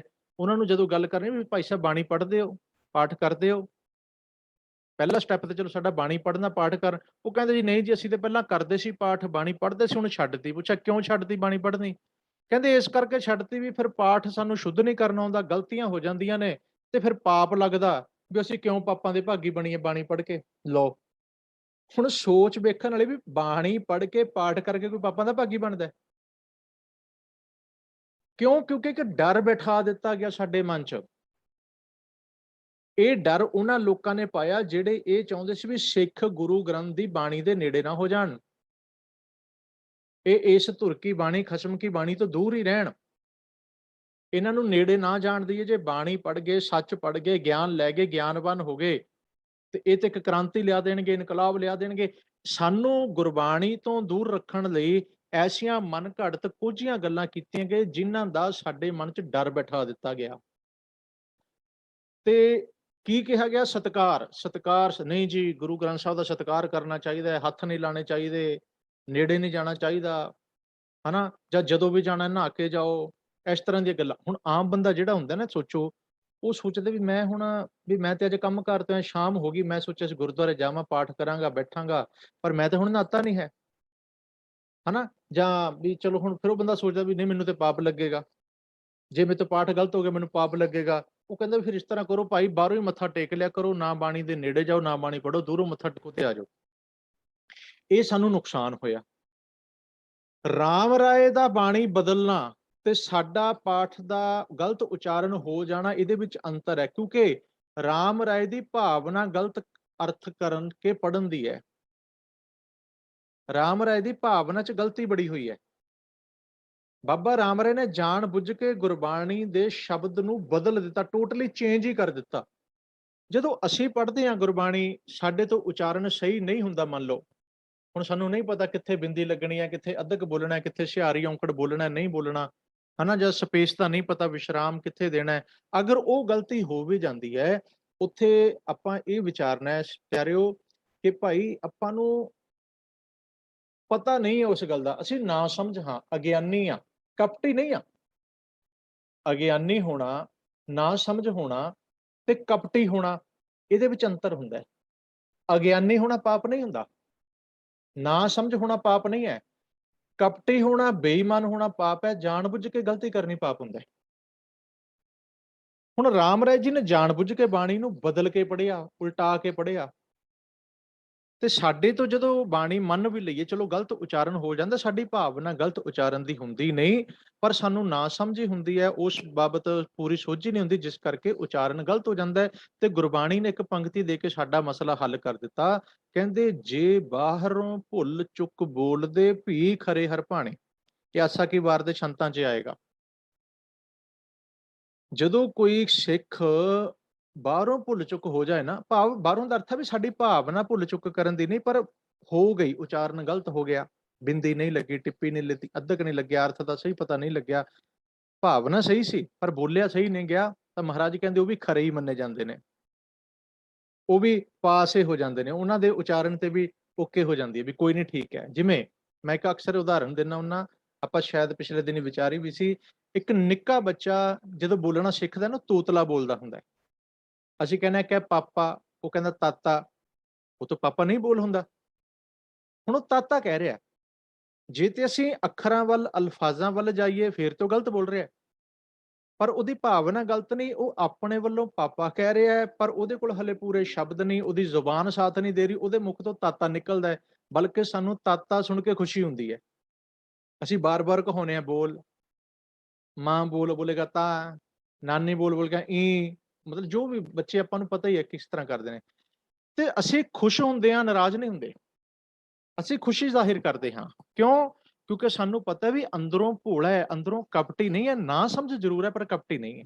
ਬਸ ਇਹੀ ਅਵਸਥਾ ਇੱਕ ਸਿੱਖ ਦੀ ਜਦੋਂ ਬਣਦੀ ਹੈ ਵੀ ਕਪਟੀ ਨਾ ਹੋਵੇ, ਨਾ ਸਮਝ ਹੋਣਾ, ਅਗਿਆਨੀ ਹੋਣਾ ਵੱਖਰੀ ਗੱਲ ਹੈ, ਸਮਝ ਲੈਣ ਵਾਸਤੇ, ਗਿਆਨ ਲੈਣ ਵਾਸਤੇ, ਮੱਤ ਲੈਣ ਵਾਸਤੇ ਆਪਾਂ ਚੱਲ ਰਹੇ ਹਾਂ। ਤੋ ਇਸ ਕਰਕੇ ਗੁਰਬਾਣੀ ਜ਼ਰੂਰ ਪੜ੍ਹੋ, ਗੁਰਬਾਣੀ ਨਾਲ ਜੁੜੋ, ਗੁਰਬਾਣੀ ਨੂੰ ਪੜ੍ਹਾਂਗੇ, ਗੁਰਬਾਣੀ ਨੂੰ ਅੱਗੇ ਫਿਰ ਪੜ੍ਹ ਕੇ ਸੁਣਾਂਗੇ, ਸਮਝਾਂਗੇ, ਵਿਚਾਰਾਂਗੇ ਤੇ ਕਿਸੇ ਨਤੀਜੇ ਤੇ ਜ਼ਰੂਰ ਪਹੁੰਚਾਂਗੇ। ਖੈਰ, ਗੁਰੂ ਹਰਿਰਾਏ ਸਾਹਿਬ ਜੀ ਨੇ ਆਪਣੀ ਜ਼ਿੰਦਗੀ ਦਾ, ਸਿੱਖ ਜਗਤ ਦਾ ਸਭ ਤੋਂ ਵੱਡਾ ਤੇ ਅਹਿਮ ਫੈਸਲਾ ਲਿਆ ਸੀ, ਆਪਣੇ ਖੂਨ ਨੂੰ, ਆਪਣੇ ਪੁੱਤਰ ਨੂੰ, ਆਪਣੇ ਘਰੋਂ, ਗੁਰਮਤ ਤੋਂ, ਜ਼ਮੀਨ ਜਾਇਦਾਦ ਤੋਂ ਟੋਟਲੀ ਰੂਪ ਚ ਬੇਦਖਲ ਕਰ ਦਿੱਤਾ। ਕਹਿੰਦੇ ਸਾਡੇ ਮੱਥੇ ਨਾ ਲੱਗੇ। ਗਲਤੀ ਦੇਖਿਆ ਜਾਏ, ਸਾਡੀ ਸੋਚ ਮੁਤਾਬਿਕ ਗਲਤੀ ਨਿੱਕੀ ਜੀ ਹੈ, ਪਰ ਗੁਰੂ ਸਾਹਿਬ ਨੂੰ ਪਤਾ ਨਾ ਵੀ ਇਹ ਬਦਲਦੀ ਗੱਲ ਕਿੱਥੇ ਚਲੀ ਜਾਣੀ ਹੈ, ਅੱਗੇ ਰਵਾਇਤ ਸ਼ੁਰੂ ਹੋ ਜਾਣੀ ਹੈ, ਲੋਕਾਂ ਨੇ ਜਾਣਬੁੱਝ ਕੇ ਗੁਰਬਾਣੀ ਦੇ ਸ਼ਬਦਾਂ ਨੂੰ ਆਪਣੇ ਨਾਲ ਜੋੜ ਲੈਣਾ, ਪਤਾ ਨਹੀਂ ਫਿਰ ਕੀ ਕੁਝ ਹੋਣਾ ਸ਼ੁਰੂ ਹੋ ਜਾਣਾ ਸੀ। ਖੈਰ, ਰਾਮ ਰਾਏ ਤੱਕ ਇਹ ਆਵਾਜ਼ ਪਹੁੰਚ ਗਈ, ਉਹਨੂੰ ਫਿਰ ਅਹਿਸਾਸ ਹੋਇਆ ਮੈਂ ਬਹੁਤ ਵੱਡੀ ਗਲਤੀ ਕਰ ਬੈਠਿਆ, ਮੈਂ ਸੰਸਾਰੀ ਬਾਦਸ਼ਾਹ ਦੀ ਖੁਸ਼ਾਮਦ ਖਾਤਰ ਗੁਰੂ ਨਾਨਕ ਦੇ ਘਰ ਤੋਂ ਪਿੱਠ ਕਰ ਦਿੱਤੀ, ਮੁੱਖ ਮੋੜ ਲਿਆ। ਪਤਾ ਤੇ ਉਹਨੂੰ ਲੱਗ ਗਿਆ ਵੀ ਗਲਤੀ ਬਹੁਤ ਵੱਡੀ ਹੈ, ਗੁਨਾਹ ਹੋਇਆ, ਬਲਕਿ ਗਲਤੀ ਨਹੀਂ ਗੁਨਾਹ ਹੋ ਗਿਆ, ਤੇ ਵੀ ਪਤਾ ਸੀ ਵੀ ਛੇਤੀ ਬਖਸ਼ਿਆ ਨਹੀਂ ਜਾਣਾ। ਤੇ ਫਿਰ ਉਹਨੇ ਵਾਪਸ ਔਰੰਗਜ਼ੇਬ ਦੇ ਦਰਬਾਰ 'ਚ ਹੀ ਪੇਸ਼ ਹੋ ਕੇ ਉਹਨੂੰ ਕਹਿੰਦਾ ਵੀ ਦੇਖ ਮੈਨੂੰ ਤੇ ਗੁਰੂ ਘਰ ਚੋਂ ਕੱਢਤਾ, ਵੀ ਮੈਂ ਤੇ ਤੁਹਾਨੂੰ ਖੁਸ਼ ਕੀਤਾ, ਤੁਹਾਡੇ ਹੱਕ ਦੀ ਗੱਲ ਕੀਤੀ, ਵੀ ਹੁਣ ਮੇਰਾ ਵਾਲੀ ਵਾਰਸ ਕੋਈ ਨਹੀਂ, ਤੁਸੀਂ ਮੇਰੀ ਸਾਂਭ ਸੰਭਾਲ ਕਰੋ। ਫਿਰ ਉਹਨੂੰ ਬਾਅਦ ਵਿੱਚ ਦੂਨ ਇਲਾਕੇ ਦੀ ਜਗੀਰ ਦਿੱਤੀ ਗਈ, ਜਿਹੜਾ ਇਲਾਕਾ ਹੁਣ ਦੇਹਰਾਦੂਨ ਆ, ਉੱਥੇ ਉਹਨਾਂ ਦਾ ਇੱਕ ਡੇਰਾ ਵੀ ਬਣਿਆ ਹੋਇਆ। ਤੋ ਸਿੱਖ ਜਗਤ ਨੂੰ ਇੱਕ ਹਦਾਇਤ ਕੀਤੀ ਗਈ ਸੀ ਬਾਅਦ ਵਿੱਚ ਕਿ ਅੱਜ ਤੋਂ ਬਾਅਦ ਕਿਸੇ ਸਿੱਖ ਨੇ, ਗੁਰੂ ਕੇ ਸਿੱਖ ਨੇ, ਗੁਰੂ ਨਾਨਕ ਦੇ ਸਿੱਖ ਨੇ, ਬਾਣੀ ਪੜ੍ਹਨ ਸੁਣਨ ਮੰਨਣ ਵਾਲੇ ਸਿੱਖ ਨੇ ਰਾਮ ਰਾਈਆਂ ਨਾਲ ਨਹੀਂ ਵਰਤਣਾ। ਮੀਣੇ ਮਸੰਦ ਧੀਰ ਮੱਲੀਏ ਤੇ ਰਾਮ ਰਾਈਆਂ ਨਾਲ ਰੋਟੀ ਬੇਟੀ ਦੀ ਸਾਂਝ ਨਹੀਂ ਰੱਖਣੀ, ਕਿਸੇ ਕਿਸਮ ਦਾ ਵਰਤਾਰਾ ਨਹੀਂ ਰੱਖਣਾ। ਇਹ ਉਦੋਂ ਉਸ ਤੋਂ ਬਾਅਦ ਫਿਰ ਇਹ ਗੱਲ ਸਾਡੀ ਕੌਮ ਦੇ ਵਿੱਚ ਰਵਾਇਤ ਵਿੱਚ ਆਈ। ਖੈਰ, ਇੱਧਰ 31.5 ਸਾਲ ਦੀ ਉਮਰ 'ਚ ਗੁਰੂ ਹਰਿਰਾਏ ਸਾਹਿਬ 7ਵੇਂ ਪਾਤਸ਼ਾਹ ਨੇ ਆਪਣਾ ਸਰੀਰਕ ਜਾਮਾ ਸੰਕੋਚਣ ਤੋਂ ਪਹਿਲਾਂ ਆਪਣੀ ਜਗ੍ਹਾ ਤੇ ਗੁਰਤਾ ਗੱਦੀ ਦੇ ਉੱਪਰ 8ਵੇਂ ਪਾਤਸ਼ਾਹ ਹਰਕ੍ਰਿਸ਼ਨ ਮਹਾਰਾਜ ਜੀ ਨੂੰ ਚੁਣਿਆ। ਆਪਣੇ ਛੋਟੇ ਸੁਪੁੱਤਰ ਹਰਕ੍ਰਿਸ਼ਨ ਸਾਹਿਬ ਨੂੰ ਗੁਰਤਾ ਗੱਦੀ ਤੇ ਬਿਰਾਜਮਾਨ ਕੀਤਾ। ਤੇ ਉਸ ਵੇਲੇ ਹੁਣ ਉਹਨਾਂ ਦੀ ਜਿਹੜੀ ਉਮਰ ਹੈ, ਕੀਰਤਪੁਰ ਸਾਹਿਬ ਦੀ ਧਰਤੀ ਦੇ ਉੱਪਰ 8ਵੇਂ ਪਾਤਸ਼ਾਹ ਗੁਰਤਾ ਗੱਦੀ ਤੇ ਜਿਸ ਵਕਤ ਬੈਠਦੇ ਨੇ, ਉਹਨਾਂ ਦੀ ਉਮਰ 5.25 ਸਾਲ ਹੈ। 5.25 ਸਾਲ, 5 ਸਾਲ 3 ਮਹੀਨੇ, ਜਦੋਂ ਬਾਲਾ ਪ੍ਰੀਤਮ ਜੀ ਸਿੱਖ ਜਗਤ ਨੂੰ ਅਗਵਾਈ ਦੇਣ ਵਾਸਤੇ ਗੁਰੂ ਨਾਨਕ ਦੇ ਘਰ ਦੀ ਜ਼ਿੰਮੇਵਾਰੀ ਆਪਣੇ ਮੋਢਿਆਂ ਤੇ ਚੁੱਕਦੇ ਨੇ। ਹੁਣ ਇੱਥੇ ਮੈਂ ਇੱਕ ਬੇਨਤੀ ਕਰਾਂ, ਬੜਾ ਕੀਮਤੀ ਪੁਆਇੰਟ ਹੈ ਜਿਹੜਾ ਗੁਰੂ ਹਰਕ੍ਰਿਸ਼ਨ ਸਾਹਿਬ ਜੀ ਨਾਲ ਜੁੜਦਾ ਹੈ। ਉਹ ਕੀ ਹੈ? 10 ਪਾਤਸ਼ਾਹੀਆਂ ਚੋਂ ਕੇਵਲ ਇਕੱਲੇ ਹਰਕ੍ਰਿਸ਼ਨ ਮਹਾਰਾਜ ਹਨ ਜਿਹੜੇ ਬਚਪਨ ਵਿੱਚ ਹੀ ਗੁਰਤਾ ਗੱਦੀ ਤੇ ਬਿਰਾਜਮਾਨ ਹੋਏ ਤੇ ਬਚਪਨ ਵਿੱਚ ਹੀ ਸੰਸਾਰ ਤੋਂ ਰੁਖਸਤ ਹੋ ਉਸ ਅਕਾਲ ਪੁਰਖ 'ਚ ਅਭੇਦ ਹੋ ਗਏ, ਸਰੀਰਕ ਚੋਲਾ ਤਿਆਗ ਕੇ। 9ਵੇਂ ਪਾਤਸ਼ਾਹ, ਖਿਮਾ ਕਰਨਾ, 6ਵੇਂ ਤੇ 10ਵੇਂ ਪਾਤਸ਼ਾਹ ਇਹ ਵੀ ਬਚਪਨ ਵਿੱਚ ਹੀ ਗੁਰਤਾ ਗੱਦੀ ਤੇ ਬਿਰਾਜਮਾਨ ਹੋਏ ਨੇ। ਪਰ ਅੱਗੇ ਇਹਨਾਂ ਦਾ ਜੀਵਨ 42 ਸਾਲ ਤੇ 48 ਸਾਲ ਤੱਕ ਗਿਆ। ਪਰ 8ਵੇਂ ਪਾਤਸ਼ਾਹ ਵਾਹਿਦ ਐਸੇ ਹਨ ਸਤਿਗੁਰ ਜਿਹੜੇ ਬਚਪਨ ਵਿੱਚ ਹੀ ਗੁਰਤਾ ਗੱਦੀ ਤੇ ਬਿਰਾਜਮਾਨ ਹੁੰਦੇ ਨੇ, ਬਚਪਨ ਦੇ ਵਿੱਚ ਹੀ ਸੰਸਾਰ ਤੋਂ ਚਲੇ ਜਾਂਦੇ ਨੇ। ਭਾਵ ਕੀ ਹੈ ਇਹਦਾ? ਭਾਵ ਬੜਾ ਪਿਆਰਾ ਇਹਦੇ ਪਿੱਛੇ। ਉਹਨਾਂ ਦੇ ਜੀਵਨ ਤੋਂ ਸਾਨੂੰ ਇੱਕ ਪ੍ਰੇਰਣਾ ਮਿਲਦੀ ਹੈ ਵੀ ਬਚਪਨਾ, ਜਿਹੜੀ ਬਚਪਨ ਦੀ ਉਮਰ ਹੈ ਨਾ, ਕੋਈ ਇਹ ਨਾ ਕਹਿ ਦੇ ਵੀ ਬੱਚਾ ਹੈ ਜੀ, ਬੱਚੇ ਨੂੰ ਕੀ ਪਤਾ ਹੁੰਦਾ ਰੱਬ ਕੀ ਹੈ, ਧਰਮ ਕੀ ਹੈ, ਗੁਰੂ ਕੀ ਹੈ, ਬਾਣੀ ਕੀ ਹੈ, ਧਰਮ ਨਾਲ ਬੱਚੇ ਨੂੰ ਕਿਵੇਂ ਜੋੜੀਏ, ਬੱਚਾ ਤੇ ਛੋਟਾ, ਬੱਚੇ ਨੂੰ ਕੁਝ ਨਹੀਂ ਪਤਾ। ਨਹੀਂ, ਇਹੀ ਗੱਲ ਹਰਕ੍ਰਿਸ਼ਨ ਮਹਾਰਾਜ ਜੀ ਦਾ ਜੀਵਨ ਸਾਨੂੰ ਸਿਖਾ ਰਿਹਾ ਹੈ। ਕਿਉਂਕਿ ਧਰਮ ਦਾ ਰੰਗ ਜਿੰਨਾ ਛੇਤੀ ਤੇ ਵਧੀਆ ਬਚਪਨ ਵਿੱਚ ਲੱਗਦਾ ਹੈ, ਉਨਾ ਜਵਾਨੀ ਤੇ ਬੁਢਾਪੇ ਵਿੱਚ ਵੀ ਨਹੀਂ ਲੱਗਦਾ। ਸਭ ਤੋਂ ਛੇਤੀ ਜੇ ਕਿਸੇ ਨੂੰ ਧਰਮ ਨਾਲ ਜੋੜਿਆ ਜਾ ਸਕਦਾ, ਬਚਪਨ 'ਚ ਜੋੜਿਆ ਸਕਦਾ ਹੈ। ਸਾਡੇ ਕੋਲ ਬਹੁਤ ਉਦਾਹਰਨਾਂ ਨੇ। ਧਰੂ ਪ੍ਰਹਿਲਾਦ ਜੀ ਦਾ ਜ਼ਿਕਰ ਬਾਣੀ ਦੇ ਵਿੱਚ ਹੈ। ਰਾਮ ਜਪੋ ਜੀ ਐਸੇ ਐਸੇ, ਧਰੂ ਪ੍ਰਹਿਲਾਦ ਜਪਿਓ ਹਰ ਜਸੇ। ਹੁਣ ਸਾਨੂੰ ਵੱਡਿਆਂ ਨੂੰ, ਜਵਾਨਾਂ ਨੂੰ, ਸਿਆਣਿਆਂ ਨੂੰ, ਬਜ਼ੁਰਗਾਂ ਨੂੰ ਉਦਾਹਰਣ ਦਿੱਤੀ ਹੈ ਵੀ ਜੇ ਰੱਬ ਦਾ ਨਾਮ ਜਪਣਾ ਹੈ, ਉਹ ਬੱਚਿਆਂ ਦੀ ਤਰ੍ਹਾਂ ਜਪੋ, ਜਿਵੇਂ ਬੱਚੇ ਜੁੜੇ ਨੇ ਉਵੇਂ ਤੁਸੀਂ ਜੁੜੋ। ਹੱਦ ਹੋ ਗਈ, ਸਿਆਣੇ ਬੰਦੇ ਨੂੰ ਇਹ ਗੱਲ ਕਹਿਣੀ ਪਵੇ ਤੂੰ ਬੱਚੇ ਤੋਂ ਸਿੱਖ। ਫਿਰ ਇਸ ਦਾ ਅਰਥ ਪਤਾ ਕੀ ਹੋਇਆ? ਵੀ ਅਸਲ ਵਿੱਚ ਉਹ ਸਿਆਣੇ ਨੇ ਤੇ ਅਸੀਂ ਬੱਚੇ ਆ। ਅਕਲ ਕਰਕੇ ਉਹ ਸਿਆਣੇ ਨੇ, ਅਕਲ ਕਰਕੇ ਅਸੀਂ ਬੱਚੇ ਆ, ਉਮਰ ਕਰਕੇ ਅਸੀਂ ਵੱਡੇ ਆ ਤੇ ਉਹ ਛੋਟੇ ਨੇ, ਪਰ ਅਕਲ ਕਰਕੇ ਉਹ ਵੱਡੇ ਹਨ, ਅਸੀਂ ਛੋਟੇ ਆ। ਜਦੋਂ ਉਦਾਹਰਣ ਜਿਹਦੀ ਦਿੱਤੀ ਜਾਂ ਵੱਡੇ ਦੀ ਦਿੱਤੀ ਜਾਂਦੀ ਹੈ। ਬਾਬਾ ਫਰੀਦ ਜੀ ਬਚਪਨ ਵਿੱਚ ਮਾਂ ਦੀ ਪ੍ਰੇਰਣਾ ਨਾਲ ਧਰਮ ਵਾਲੇ ਪਾਸੇ ਲੱਗੇ। ਬੂੜਾ ਜੀ, ਬਾਬਾ ਬੁੱਢਾ ਜੀ ਜਿਨ੍ਹਾਂ ਨੂੰ ਕਹਿੰਦੇ ਆ, 12 ਸਾਲ ਦੀ ਉਮਰ 'ਚ ਗੁਰੂ ਨਾਨਕ ਦੇ ਘਰ ਦੀ ਬਖਸ਼ਿਸ਼ ਪ੍ਰਾਪਤ ਕਰਕੇ ਬਾਬਾ ਬੁੱਢਾ ਜੀ ਦਾ ਖਿਤਾਬ ਲੈ ਗਏ। 6ਵੇਂ ਪਾਤਸ਼ਾਹ, 10ਵੇਂ ਪਾਤਸ਼ਾਹ ਬਚਪਨ 'ਚ ਗੁਰਤਾ ਗੱਦੀ ਤੇ ਬਹਿੰਦੇ ਨੇ। 2 ਲਾਲ ਬਾਬਾ ਫਤਿਹ ਸਿੰਘ, ਬਾਬਾ ਜ਼ੋਰਾਵਰ ਸਿੰਘ ਜੀ ਬਚਪਨ 'ਚ ਸ਼ਹੀਦ ਹੁੰਦੇ ਨੇ। ਬਚਪਨਾ ਤੇ ਬਲਕਿ ਬਹੁਤ ਜ਼ਿਆਦਾ ਇੱਕ ਐਸਾ ਕਹਿ ਲਈ ਵੀ ਗੋਲਡਨ ਟਾਈਮ ਹੈ ਸਾਡੇ ਕੋਲ, ਜਿਹੜਾ ਬੜਾ ਸੁਨਹਿਰੀ ਹੁੰਦਾ, ਜਿਹਦੇ ਵਿੱਚ ਧਰਮ ਬਹੁਤ ਛੇਤੀ ਕਮਾਇਆ ਜਾ ਸਕਦਾ ਹੈ। ਕਿਉਂਕਿ ਬਚਪਨੇ ਵਿੱਚ ਕੀ ਹੁੰਦਾ ਹੈ? ਬਚਪਨੇ ਵਿੱਚ ਕੋਈ ਛਲ ਨਹੀਂ, ਕਪਟ ਨਹੀਂ, ਫਰੇਬ ਨਹੀਂ, ਧੋਖਾ ਨਹੀਂ, ਕੋਈ ਲੁੱਟਮਾਰ ਨਹੀਂ, ਕੋਈ ਬੇਈਮਾਨੀ ਨਹੀਂ। ਸਾਡੇ ਵੱਡਿਆਂ 'ਚ ਤੇ ਇਹ ਚੀਜ਼ਾਂ ਆਮ ਪਾਈਆਂ ਜਾਂਦੀਆਂ ਨੇ। ਤੋ ਇੱਕ ਜਿਹੜਾ ਗੁਰਬਾਣੀ ਮੁਤਾਬਿਕ ਜਿਹੜਾ ਸੰਤ ਭਗਤ ਹੈ ਨਾ, ਗੁਰਬਾਣੀ ਮੁਤਾਬਿਕ ਬ੍ਰਹਮ ਗਿਆਨੀ ਜਾਂ ਗੁਰਸਿੱਖ ਹੈ, ਉਹ ਵੀ ਇਹੀ ਗੁਣ ਲੈ ਕੇ ਬੈਠਾ ਹੈ। ਉਹਦੇ ਵਿੱਚ ਵੀ ਛਲ ਨਹੀਂ, ਕਪਟ ਨਹੀਂ, ਬੇਈਮਾਨੀ ਨਹੀਂ, ਧੋਖਾ ਨਹੀਂ, ਫਰੇਬ ਨਹੀਂ, ਐਬ ਨਹੀਂ, ਤੇ ਬੱਚੇ 'ਚ ਕੁਦਰਤੀ ਨਹੀਂ ਹੁੰਦੇ। ਇਸ ਦਾ ਮਤਲਬ ਇੱਕ ਵੱਡੀ ਉਮਰ ਦੇ ਵਿੱਚ ਜਾ ਕੇ ਸਰੀਰਕ ਤੌਰ ਤੇ ਭਗਤੀ ਵਾਲੇ ਗੁਣ ਲੈਣ ਲਈ ਫੇਰ ਬੱਚਾ ਬਣਨਾ ਪਿਆ, ਕਿਉਂਕਿ ਅਸੀਂ ਬੱਚੇ ਵਾਲੇ ਉਹ ਕੁਦਰਤੀ ਗੁਣ ਗਵਾ ਚੁੱਕੇ ਹਾਂ। ਤਾਂ ਹੀ ਗੁਰੂ ਬਾਬਾ ਜੀ ਨੇ ਬਾਣੀ 'ਚ ਕਿਹਾ, ਕਬੀਰ ਜੀ ਨੇ ਕਹਿੰਦੇ, ਕਹੋ ਕਬੀਰ ਭਗਤੀ ਕਰ ਪਾਇਆ, ਨਹੀਂ ਕਹਿੰਦੇ ਭੋਲੇ ਭਾਏ ਮਿਲੇ ਰਘੁਰਾਇਆ। ਕਹਿੰਦੇ ਜਦੋਂ ਮੇਰਾ ਭੋਲਾ ਭਾਵ ਹੋ ਗਿਆ ਨਾ, ਭੋਲਾ ਕੀ ਕੌਣ ਹੁੰਦਾ? ਭੋਲਾ ਬੱਚਾ। ਭਾਵਨਾ 'ਚ ਭੋਲਾਪਣ ਆ ਗਿਆ, ਕਹਿੰਦੇ ਰਘੁਰਾਇਆ ਮਿਲ ਗਿਆ, ਮੈਂ ਆਪਣੇ ਹਰ ਨਾਲ, ਮੂਲ ਨਾਲ, ਆਪਣੇ ਗੁਰੂ ਨਾਲ ਜੁੜ ਗਿਆ। ਬਚਪਨੇ ਦੀ ਕੀਮਤ ਦਰਸਾਉਂਦਾ ਹੈ, ਬਚਪਨੇ ਦੀ ਵੈਲਿਊ ਕੀ ਹੈ, ਬਚਪਨੇ ਦੇ ਗੁਣ ਕੀ ਨੇ, ਬਚਪਨੇ ਦੀ ਅਹਿਮੀਅਤ ਕੀ ਹੈ, ਇਹ ਗੁਰੂ ਹਰਕ੍ਰਿਸ਼ਨ ਮਹਾਰਾਜ ਜੀ ਦੇ ਜੀਵਨ 'ਚੋਂ ਸਾਨੂੰ ਪਤਾ ਲੱਗਦਾ ਹੈ। ਜੇ ਉਹ 5.25 ਸਾਲ ਦੀ ਉਮਰ 'ਚ ਕੌਮ ਦੀ ਜ਼ਿੰਮੇਵਾਰੀ ਚੁੱਕ ਸਕਦੇ ਨੇ, ਤੇ ਅੱਜ ਸਾਡੇ ਬੱਚੇ ਤੇ 12-12, 15-15 ਸਾਲ ਦੇ ਹੋ ਕੇ ਵੀ ਹਲੇ ਉਹਨਾਂ ਨੂੰ ਮੂਲ ਮੰਤਰ ਦਾ ਨਹੀਂ ਕਈਆਂ ਨੂੰ ਪਤਾ, ਜਪਜੀ ਸਾਹਿਬ ਬਾਰੇ ਨਹੀਂ ਪਤਾ, 5 ਬਾਣੀਆਂ ਦਾ ਨਹੀਂ ਪਤਾ, ਗੁਰੂ ਗ੍ਰੰਥ ਸਾਹਿਬ ਬਾਰੇ ਨਹੀਂ ਪਤਾ, ਕਿੰਨੇ ਅੰਗ ਨੇ, ਕਿੰਨੇ ਰਾਗ ਨੇ, ਕਿੰਨੇ ਗੁਰੂਆਂ ਦੀ ਬਾਣੀ ਹੈ। ਕਿਉਂ ਨਹੀਂ ਪਤਾ? ਮੈਂ ਨਾਲ ਹੀ ਬੇਨਤੀ ਕਰਦੇ ਆ, ਕਸੂਰ ਉਹਨਾਂ ਦਾ ਘੱਟ ਹੈ, ਉਹਨਾਂ ਨੂੰ ਤਾਂ ਨਹੀਂ ਪਤਾ ਕਿਉਂਕਿ ਸਾਨੂੰ ਵੱਡਿਆਂ ਨੂੰ ਕੁਝ ਨਹੀਂ ਪਤਾ। ਕਸੂਰਵਾਰ ਕੌਣ ਹੋਇਆ? ਅਸੀਂ ਹੋਏ। ਸਿੱਖੋ ਇਸ ਗੱਲ ਤੋਂ, ਗੁਰੂ ਹਰਕ੍ਰਿਸ਼ਨ ਮਹਾਰਾਜ ਜੀ ਦਾ ਮੈਂ ਇੱਕ ਬੇਨਤੀ ਅੱਗੇ ਜਾ ਕੇ ਕਰਦਾ ਨਾਲ ਹੀ, ਵੀ ਅੱਜ ਪ੍ਰਕਾਸ਼ ਪੁਰਬ ਸਿੱਖ ਜਗਤ ਮਨਾ ਰਿਹਾ, ਪਰ ਅਸੀਂ ਉਹਨਾਂ ਦੇ ਜੀਵਨ ਤੋਂ ਅਸਲ 'ਚ ਸਿੱਖ ਕੀ ਰਹੇ ਹਾਂ? ਕੀ ਸਿੱਖ ਰਹੇ ਹਾਂ ਆਪਾਂ? ਉਹਨਾਂ ਦੇ ਜੀਵਨ ਨਾਲ ਕੁਝ ਘਟਨਾਵਾਂ ਜੁੜਦੀਆਂ। 5.25 ਸਾਲ ਦੀ ਉਮਰ 'ਚ ਗੁਰਤਾ ਗੱਦੀ ਤੇ ਬੈਠਦੇ ਨੇ, ਤੇ ਇਹ ਗੁਰਤਾ ਗੱਦੀ ਦਾ ਸਮਾਂ ਕਿੰਨਾ ਚੱਲਿਆ? 2.5 ਸਾਲ। ਕਿਉਂਕਿ 7 ਅਕਤੂਬਰ 1661 ਦੀ ਗੁਰਿਆਈ ਹੈ ਜੀ, ਤੇ 30 ਮਾਰਚ 1664 ਨੂੰ ਉਹ ਜੋਤੀ ਜੋਤ ਭਾਵ ਬ੍ਰਹਮਲੀਨ ਅਕਾਲ ਚ ਲੀਨ ਹੋ ਜਾਂਦੇ ਨੇ, ਸਰੀਰਕ ਚੋਲਾ ਤਿਆਗ ਜਾਂਦੇ ਨੇ। 2.5 ਸਾਲ ਗੁਰਤਾ ਗੱਦੀ ਕਰਦੇ ਨੇ, ਪੌਣੇ 8 ਸਾਲ ਦੀ ਉਮਰ 'ਚ ਸੰਸਾਰ ਤੋਂ ਚਲੇ ਜਾਂਦੇ ਨੇ। ਆਪਣਾ ਫਰਜ਼, ਆਪਣੀ ਡਿਊਟੀ, ਆਪਣੀ ਜ਼ਿੰਮੇਵਾਰੀ ਜੋ ਵੀ ਪਰਮੇਸ਼ਰ ਵੱਲੋਂ, ਸੱਚਖੰਡ ਵੱਲੋਂ ਮਿਲੀ, ਉਹ ਪੂਰੀ ਕਰ ਗਏ। 2.5 ਸਾਲਾਂ ਦੇ ਵਿੱਚ ਬਹੁਤ ਕੁਝ ਕਰ ਗਏ। ਤੇ ਅਸੀਂ ਹੁਣ ਮਨਾਉਂਦੇ ਆ ਪ੍ਰਕਾਸ਼ ਪੁਰਬ। ਪ੍ਰਕਾਸ਼ ਪੁਰਬ ਦਾ ਅਰਥ ਪਤਾ ਕੀ ਹੁੰਦਾ ਹੈ? ਅਸੀਂ ਨਾਮ, ਇਹ ਨਾਮ ਵਧੀਆ ਰੱਖਿਆ, ਜਿਹਨੇ ਵੀ ਰੱਖਿਆ, ਗੁਰੂ ਸਾਹਿਬਾਂ ਦਾ ਦਿਨ ਦਾ ਪ੍ਰਕਾਸ਼ ਪੁਰਬ ਬੜਾ ਵਧੀਆ ਨਾਮ ਹੈ। ਭਾਵ ਉਹ ਦਿਨ ਜਦੋਂ ਸਾਨੂੰ ਪ੍ਰਕਾਸ਼ ਮਿਲਦਾ ਹੈ। ਜਿਨ੍ਹਾਂ ਦਾ ਦਿਨ ਮਨਾਇਆ ਜਾਂਦਾ ਹੈ, ਇਹ ਉਹ ਰੂਹ ਹੈ, ਉਹ ਸਰੀਰ ਹੈ, ਜਿਨ੍ਹਾਂ ਨੇ ਸੰਸਾਰ ਨੂੰ ਪ੍ਰਕਾਸ਼ ਦਿੱਤਾ ਤੇ ਸੰਸਾਰ ਨੇ ਪ੍ਰਕਾਸ਼ ਲਿਆ। ਹੁਣ ਅਸੀਂ ਗੁਰਬਾਣੀ ਦਾ ਪ੍ਰਕਾਸ਼ ਲੈਣਾ ਸੀ, ਪਰ ਅਸੀਂ ਕਿੰਨਾ ਲਿਆ? ਮੇਰੇ ਵਰਗਾ ਅੱਜ ਵੀ ਸੋਚਦਾ ਵੀ ਬੰਗਲਾ ਸਾਹਿਬ ਜਾ ਕੇ, ਦਿੱਲੀ ਜਾ ਕੇ, ਉੱਥੇ ਕਿਤੇ, ਜਾਂ ਪੰਜੋਖਰਾ ਸਾਹਿਬ ਜਾ ਕੇ ਮੈਂ ਪਾਣੀ ਪੀ ਆਵਾਂ, 2 ਘੁੱਟਾਂ ਪਾਣੀ ਦੀਆਂ ਉੱਥੋਂ ਪੀ ਲਾਂ, 2 ਉੱਥੋਂ ਪੀ ਲਾਂ, ਦੇਗ ਕਰਾ ਲਾਂ, ਲੰਗਰ ਲਾ ਲਾਂ, ਅਰਦਾਸ ਕਰਾ ਲਾਂ, ਤੇ ਮੇਰਾ ਜੀਵਨ ਸਫਲ। ਮੈਂ ਗੂੰਗਾ ਬੋਲਣ ਲੱਗ ਜਾਊਂਗਾ, ਕਿਉਂਕਿ ਗੁਰੂ ਸਾਹਿਬ ਨੇ ਗੂੰਗਾ ਭਾਵ ਛੱਜੂ ਝੀਰ ਨੂੰ ਬੋਲਣ ਲਾਇਆ। ਨਹੀਂ ਪਿਆਰਿਓ, ਸਾਨੂੰ ਉਹ ਭਾਵ ਲੈ ਕੇ ਆਉਣਾ ਪੈਣਾ। ਸਾਨੂੰ ਵੀ ਗੁਰਬਾਣੀ ਚੋਂ ਆਪਣੇ ਜੀਵਨ ਦੀ ਘਾੜਤ ਘੜਨੀ ਪੈਣੀ ਹੈ। ਉਹਨਾਂ ਦੀ ਘਾੜਤ ਘੜੀ ਹੋਈ ਹੈ, ਉਹ ਅੰਦਰੋਂ ਘੜੇ ਹੋਏ ਨੇ। ਕੀ ਘੜੇ ਹੋਏ ਨੇ? ਸੁਰਤ, ਮਤ, ਮਨ, ਬੁੱਧ। ਜਿਹੜਾ ਜਪਜੀ ਸਾਹਿਬ ਚ ਰੋਜ਼ ਪੜ੍ਹਦੇ ਹੋ ਨਾ, ਇਸ ਘਰ ਵਿੱਚ ਕੀ ਘੜਿਆ ਜਾਂਦਾ? ਤਿੱਥੈ ਘੜੀ ਹੈ ਸੁਰਤ, ਮਤ, ਮਨ, ਬੁੱਧ। ਤਿੱਥੈ ਘੜੀ ਹੈ ਸੁਰਾਂ ਸਿੱਧਾਂ ਕੀ ਸੁਧ। ਉਹ ਮਤ ਘੜੀ ਹੋਈ ਹੈ। ਜਿਸ ਦਿਨ ਸਾਡੀ ਉਹ ਮਤ ਘੜੀ ਜਾਏਗੀ, ਅਸੀਂ ਵੀ ਉਸ ਅਵਸਥਾ ਦੇ ਮਾਲਕ ਬਣ ਸਕਦੇ ਹਾਂ। ਤੋ ਜੀਵਨ ਦੀ ਸਾਖੀ ਹੈ। ਸਮਾਂ ਗੁਜ਼ਰਿਆ, ਉਹਨਾਂ ਨੇ ਆਪਣੇ ਕੀਰਤਪੁਰ ਸਾਹਿਬ ਦੇ ਇਲਾਕੇ 'ਚ, ਨੇੜੇ ਤੇੜੇ ਦੇ ਇਲਾਕਿਆਂ 'ਚ ਰਹਿ ਕੇ ਹੀ ਪ੍ਰਚਾਰ ਕੀਤਾ। ਕੁੜੀ ਮਾਰਾਂ ਨਾਲ ਵਰਤੋਂ ਤੋਂ ਗੁਰੇਜ਼ ਕੀਤਾ। ਇੱਕ ਰਾਜਾ ਰਾਮ ਹੋਇਆ ਸ਼ਾਹੂਕਾਰ ਰੋਪੜ ਦਾ, ਉਹ ਜੰਮਦੀ ਕੁੜੀ ਮਾਰ ਦਿੰਦਾ ਸੀ।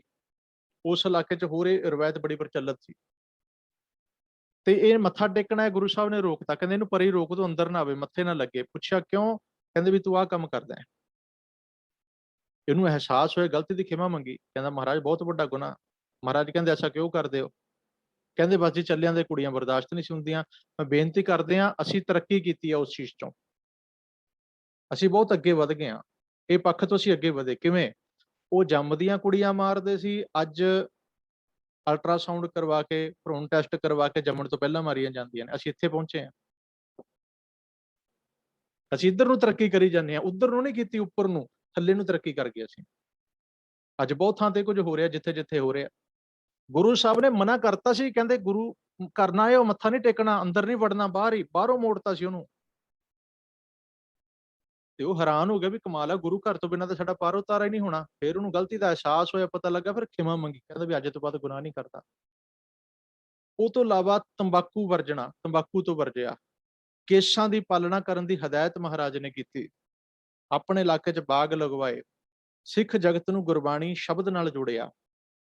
ਫਿਰ ਦਿੱਲੀ ਤੋਂ ਮਿਰਜ਼ਾ ਰਾਜਾ ਜੈ ਸਿੰਘ ਰਾਹੀਂ ਜਦੋਂ ਇਹ ਬੁਲਾਉਂਦਾ ਨਾ ਆਪਣਾ ਔਰੰਗਜ਼ੇਬ ਉਹਨੂੰ ਪਤਾ ਲੱਗਿਆ ਵੀ ਮੇਰੇ ਕਹੇ ਤੇ ਆਣਾ ਨਹੀਂ, ਫਿਰ ਉਹਨੇ ਮਿਰਜ਼ਾ ਰਾਜਾ ਜੈ ਸਿੰਘ ਰਾਹੀਂ ਬੁਲਾਇਆ। ਜੈ ਸਿੰਘ ਨੇ ਬੇਨਤੀ ਕੀਤੀ ਵੀ ਸਿੱਖ ਸੰਗਤ ਤੁਹਾਡੇ ਦਰਸ਼ਨ ਕਰਨਾ ਲੋਚਦੀ ਹੈ, ਕਿਰਪਾ ਕਰਕੇ ਆ ਕੇ ਦਰਸ਼ਨ ਦਿਓ। ਮਹਾਰਾਜ ਨੇ ਸੰਗਤ ਦੀ ਬੇਨਤੀ ਪ੍ਰਵਾਨ ਕੀਤੀ ਤੇ ਚੱਲ ਪਏ। ਮੈਂ ਇੱਥੇ ਬੇਨਤੀ ਫਿਰ ਕਰਦਿਆਂ, ਬਾਦਸ਼ਾਹ ਬੁਲਾ ਰਿਹਾ ਹਿੰਦੁਸਤਾਨ ਦਾ, ਔਰੰਗਜ਼ੇਬ ਜੀ ਤੋਂ ਲੋਕ ਡਰਦੇ ਸਾਹ ਨਹੀਂ ਸੀ ਕੱਢਦੇ, ਉਹਦੀ ਗੱਲ ਨੂੰ ਠੁਕਰਾ ਦਿੱਤਾ ਗਿਆ, ਉਹਦਾ ਪ੍ਰਸਤਾਵ ਪੱਤਰ ਠੁਕਰਾ ਦਿੱਤਾ ਗਿਆ। ਪਰ ਜਦੋਂ ਸੰਗਤ ਨੇ ਬੇਨਤੀ ਕੀਤੀ ਕਬੂਲ ਕਰ ਲਿਆ। ਭਾਵ ਕੀ ਇਹਦਾ? ਹੁਣ ਇਹਦਾ ਵੀ ਬੜਾ ਪਿਆਰਾ ਭਾਵ ਹੈ। ਧਰਮ ਕਦੀ ਰਾਜਨੀਤੀ ਤੋਂ ਡਰ ਕੇ ਨਹੀਂ ਚੱਲਦਾ। ਜਦੋਂ ਤੁਹਾਡੇ ਚ ਸੱਚ ਧਰਮ ਆਏਗਾ ਨਾ, ਸੱਚ ਧਰਮ, ਸੱਚ ਆ ਜਾਏਗਾ, ਪੂਰਨ ਸੱਚ ਭਰੇ ਹਿਰਦੇ ਚ, ਤੁਸੀਂ ਹਿੰਦੁਸਤਾਨ ਦਾ ਛੱਡੋ, ਦੁਨੀਆ ਦਾ ਵੀ ਸਭ ਤੋਂ ਵੱਡਾ ਮਨੁੱਖ ਤਾਕਤਵਰ ਤੁਹਾਡੇ ਤੇ ਆਪਣਾ ਰੋਹਬ ਨਹੀਂ ਜਮਾ ਸਕੇਗਾ। ਉਹਦਾ ਡਰ ਪੈ ਤੁਸੀਂ ਕਦੀ ਕਬੂਲ ਨਹੀਂ ਕਰੋਗੇ। ਐਡੀ ਵੱਡੀ ਪਾਵਰ ਹੈ ਆਪਣੇ ਆਪ ਦੇ ਵਿੱਚ ਬਾਦਸ਼ਾਹ ਦਾ। ਪਰ ਕਿਉਂ ਬਾਣੀ ਖੁਦ ਕਹਿ ਰਹੀ ਹੈ, ਕਹੂ ਹਰ ਸਮਾਨ ਨਹੀਂ ਰਾਜਾ, ਇਹ ਭੂਪਤ ਸਭ ਦਿਵਸ ਚਾਰ ਕੇ ਝੂਠੇ ਕਰਤ ਦਵਾਜਾ। ਉਹਦਾ ਪੈ ਕਿਵੇਂ ਮੰਨਿਆ ਜਾਏ?